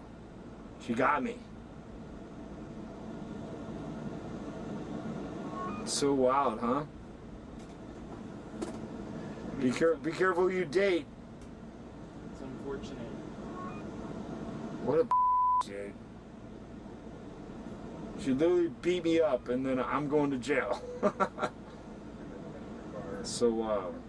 As he talks with the officer, he makes a statement that may remind you of another popular sitcom from decades ago. Thanks for being a friend, man. What's that? I said, thanks for being a friend. But Brian's goodwill is short-lived. I haven't not been fair to you. You've been great, dude. Okay, Don't get insecure. You're good. Yeah, you're good, man. You're doing great. Every day. You're doing a great job. Thank you. I'm not looking forward to like going through the process and all this. Me neither. I don't want that for you either. Yeah, I think you guys need to like look into like the real problem. These girls are the problems. They literally you in and then you dry, dude. It's like you got to pay attention to these things. If you want to do your job proper, that's what you got to do.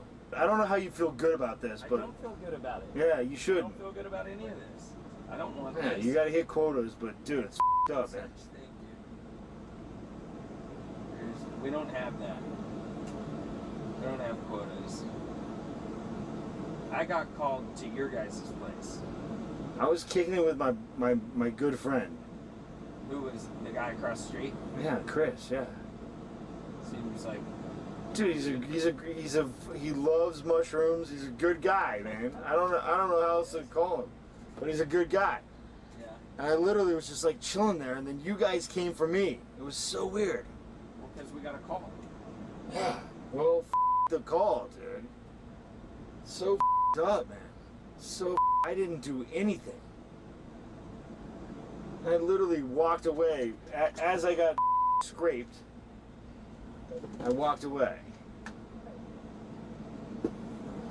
I'm going to jail.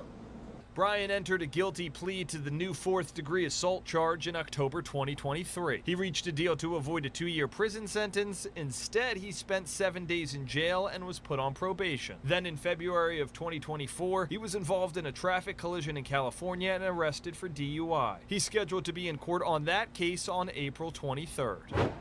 Next, we head to Georgia, where this rapper's being featured on this week's After Hours not once, but twice. Boosie Badass, whose real name is Torrance Hatch, was the passenger in his new Cadillac when he was pulled over for an apparent tag violation.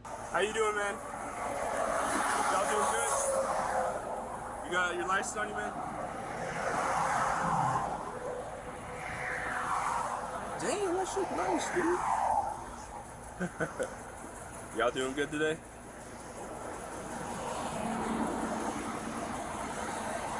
Who's the registered owner of this car, man? You are? Okay. You got your ID on you, man? Y'all doing all right today? So the reason I pulled you over is because you're tagged, okay? I can't see your tag 50 feet from the rear, which in the state of Georgia. The officer then takes the IDs of both the driver, identified as Deshaun Lawrence, and Boosie, and does some checks on their info. Hey, I'm gonna take my driver out first, detain him, and then do that. Yeah. Hey, step out for me real quick.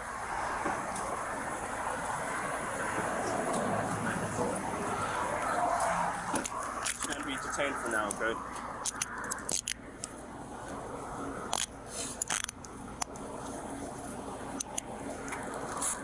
All right, real quick.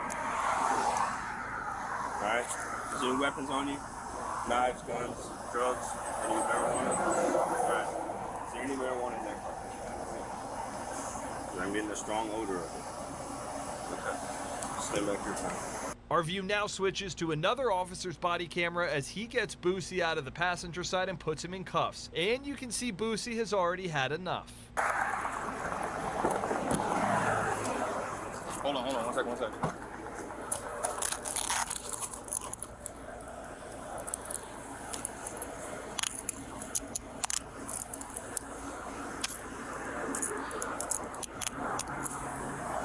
You're gonna step to the back.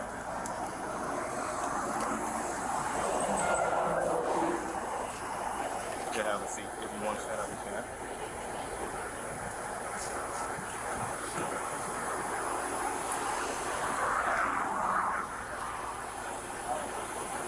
Alright, is there any marijuana in that car, man, or any other drugs in the car? Nah, I was smoking a blunt, bro. Like, okay.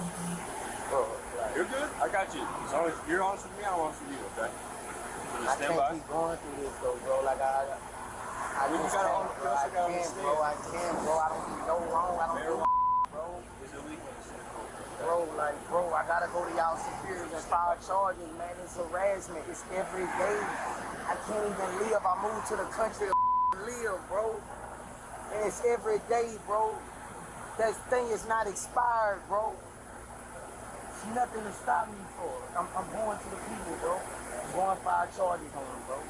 I ain't come up this every day, bro. I ain't come up here. I left Louisiana.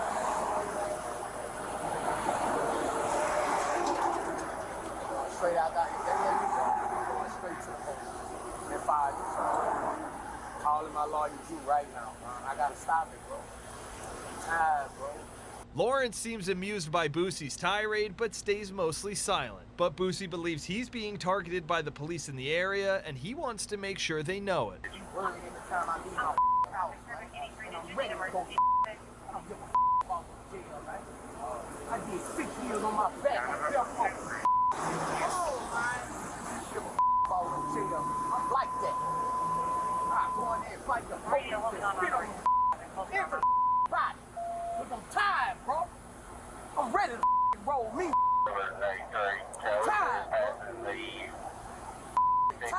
North exit.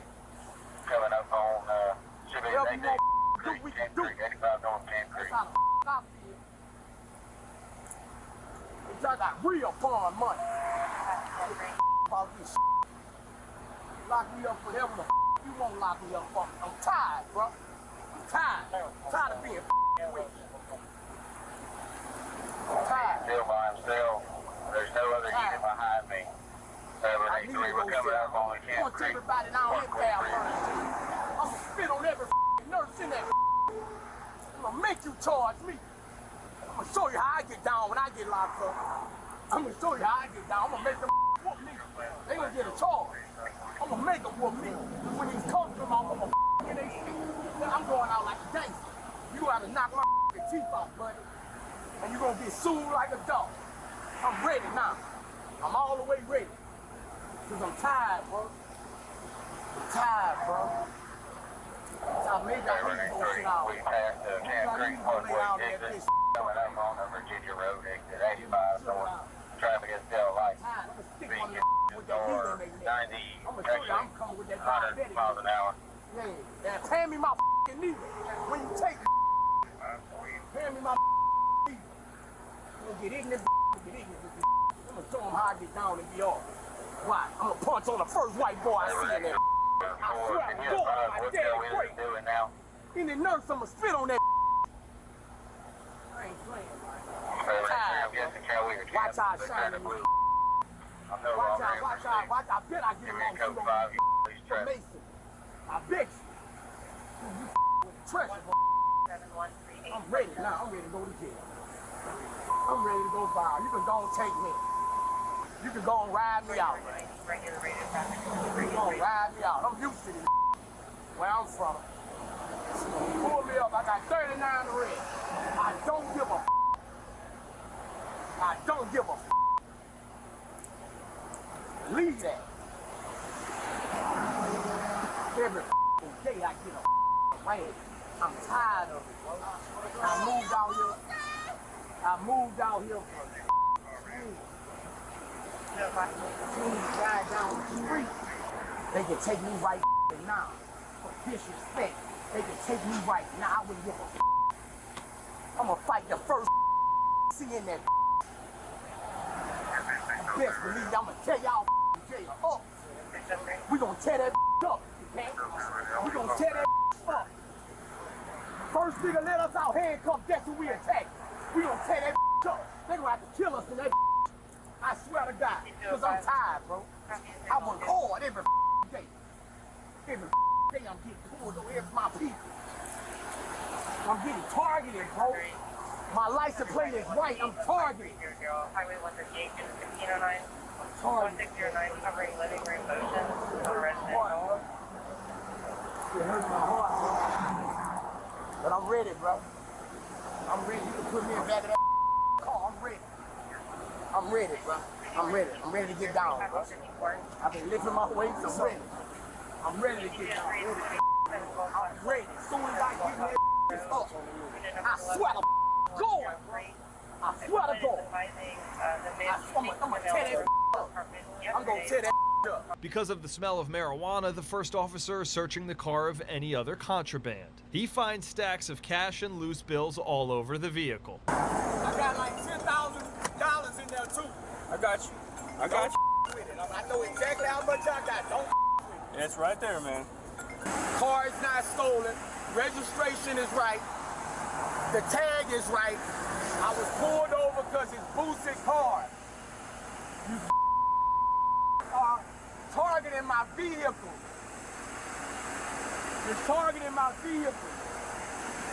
If I was a white college player, you wouldn't with my vehicle. If I played soccer or baseball, you wouldn't with my vehicle. You'll stop me for an autograph. Tired, bro. There's 7 stops in 2 weeks. I'm ready to fight. And how can I live, bro? 7 stops in 2 weeks. How can I live, bro? One of the officers then explains to the men why they were stopped and what tickets he'll be issuing. All right. So here's the deal. All right. I need you to relax, okay? Ain't no relax, though, bro. Y'all put us over for the. Can you explain the ticket? So what did you stop us for? I stopped you for the tag. What's wrong with the tag? It says 705. Correct, but you can't see the letters 50 feet from the rear, which is the state of Georgia, that's state law. What letters? What letters? You see the numbers. You can't see that 50 feet from the rear. Alright? So, just listen. This is what we're gonna do. That's a license plate. Listen. Just listen to it. Alright. I'm gonna give you the citation for the marijuana. Alright? For the smell of marijuana. No, we found a little bit. Okay? Crumbs on the floorboard. There's some bags in there. There's 2 bags in there.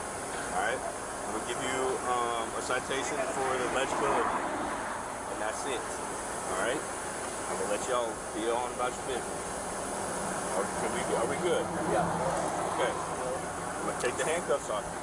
You're gonna sit in the car while I finish this paperwork, okay? Alright. I just need y'all to relax, man, okay? I got you. Anytime you let me go, just let me go. I'm going to file charges right now. I got you. Just have a seat and I'll grab back. Every time the officer has a question or needs more information, it seems Boosie becomes further convinced the cop just wants to arrest him. So whose marijuana was it? What marijuana you found? Can you show me the marijuana you found? You try to get somebody to take a charge for it? I will show you.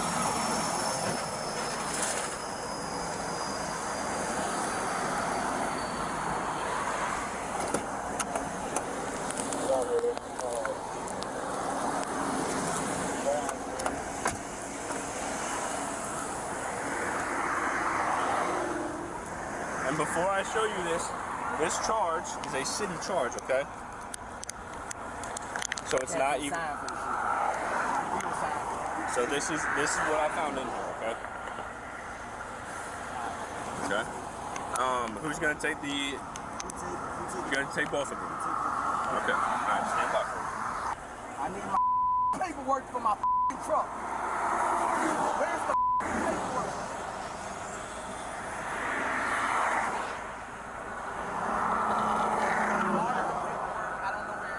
Okay, no problem. No. I don't give a I need to get the pen done. I don't give a take me. I got you. The officer then goes back to his car to finish writing up the citations. You want me to get him signed a ticket because it looks like a little bad. Oh, it's just hot. He's not taking fault. So it's gonna be the other guy was driving originally. But you can if you want. This is the passenger. Well, all of them is going to be the passenger. I'm just not done with this one yet. The men were then sent on their way, with Boosie now behind the wheel. But just a few weeks later, Boosie was stopped for speeding by the same department.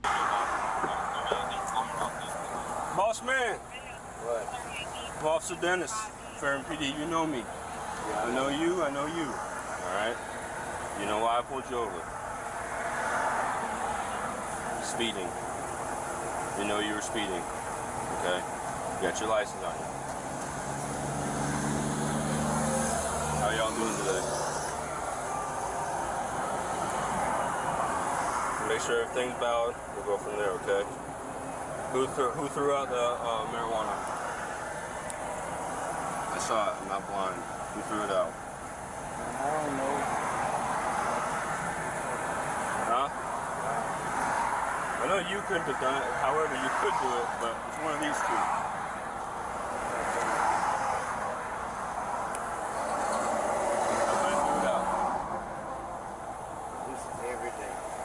Tired of this. I can't, bro. I'm waiting for me every time I leave out. Let me record. What you need for me? I don't want to hit you. That's right, Boosie Badass was pulled over again, this time in October 2022, with Lawrence riding in the back and a man named Antonio Allen riding shotgun.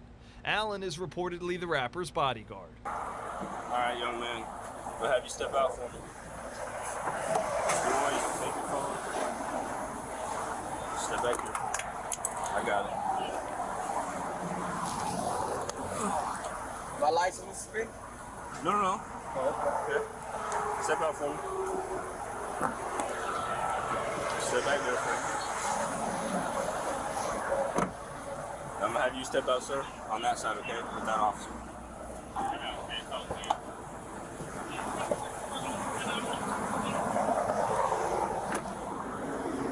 All right, sir. Just come back here for me.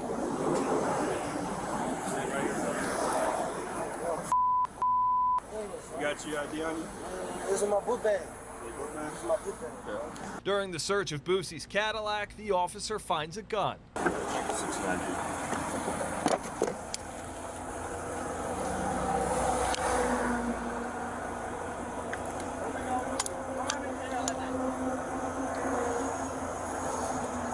Reverend 23, check 69G.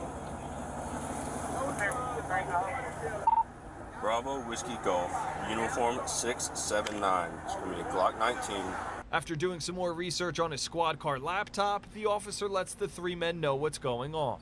So long story short, it's your marijuana, it's your gun. It's my marijuana, okay. Right, so it was on your side and in your bag. It ain't it's just his gun. I'll take the marijuana. I got you. Yeah. But the other thing, you ain't finna give him no marijuana and gun charge. I'll take the marijuana. Yeah, no. I'm not saying charges wise. I'm just saying who's in possession. Okay, because you're looking at this guy, right? He had the marijuana and you had the gun. Okay, you speeding and littering. Okay, so that's what I'm looking at right now. Right now, I'm checking you out to see if you're a felon. I got you. But if you're not, then we can, you know what I'm saying? Okay. Appreciate it. We can't know. Yeah. So we're trying to make sure we're trying. Dotting our I's, dotting our T's, okay? So, stand by for me, be patient, we'll get y'all out of here. Like I said, I was gonna do you for speeding and littering, okay? I'm not gonna do your windshield, so you know, okay, that your windshield against state law. Okay? Record date, if you want to take it to court, it's gonna be the 13th of October, 2022 at 10 a.m. The way you attend is gonna be on the back, okay? I don't go to court. I'm gonna just pay it out. Okay. I don't go to court. Okay, just give me a second. Let me elaborate. If you're not going to go to court, give it about a week or so and call this number. You can pay for it, okay? Let me call him, take a picture of the number. Oh, this is good. I'm giving this to you, so yeah. While no one was arrested during these traffic stops, Boosie has faced some serious charges in the past.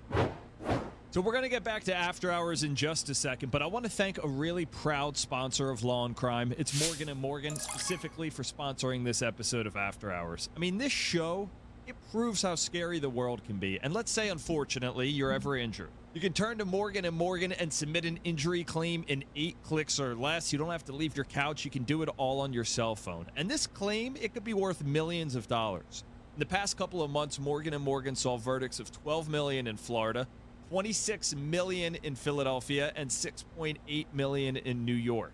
Mind you, that's considerably higher than the highest insurance offer for these accidents. Also, and this is pretty cool, the fee is absolutely free unless you win. So you can submit a claim, see if you have a case, and then communicate with your legal team all from your phone. They've completely modernized the personal injury process.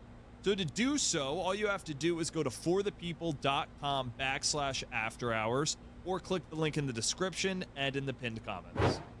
Next, we go to Clearwater, Florida, where you may not recognize this suspect's name, but you'll certainly recognize his father. It's November 2023. That's when officers pulled over a truck just before 2 a.m. The driver's identified as 33-year-old Nicholas Boulea, also known as Nick Hogan, aka the son of wrestling legend Hulk Hogan. Hey, sir. How much you had to drink tonight? Nothing, sir. Nothing at all? I'm sorry, I'm just looking for my insurance. You almost ran me over. It was me that you almost ran over when you were driving right by me. Okay? When there's police lights lighting up the road over there. I'm so sorry. It's just been a night where I was just on our way home and we were leaving. You mind stepping out for me? Yeah. Nice truck. Expensive truck. Yeah, sorry, sir. So where are you coming from tonight? Come on over here. Beach. Heading home. Leaving the beach, heading home? Heading home. Nothing to drink tonight? No, sir. So... I think it calls into question his credibility, because he's put together this video. Well, actually, I'm about to explain. He's put together this video, okay? That's fine. Some of them are saying you should top yourself, to be honest. Was it Queen Man? No, it was wasn't it him Queen Man. again? No, it wasn't. Mr. Freeman, no. To contextualize his actions and Well, you see say it as... context. The context is just like fluff, though. It's none not of that's fluff. actual hard information. He's put out a video. That's just fluff. No. He's put out a video. If he premeditated that, that's pretty impressive. Well, I don't care. I fail to see that's my problem. Anyway, I knew that was going to be optically disastrous for me because I'm basically arguing for black interns to be slaves. So there we go. Okay. You don't even know, bro. How can we have this conversation? Because one of those things. Joey.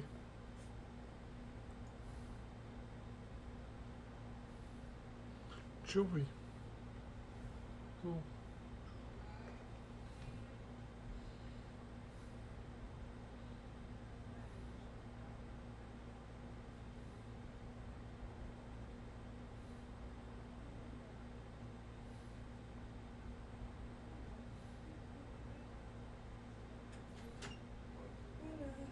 Hugs and loves. Look at this one. He's getting ready to go at it. He's getting ready to stream. Good night. Oh, I'll be back out in about 45 minutes for the laundry.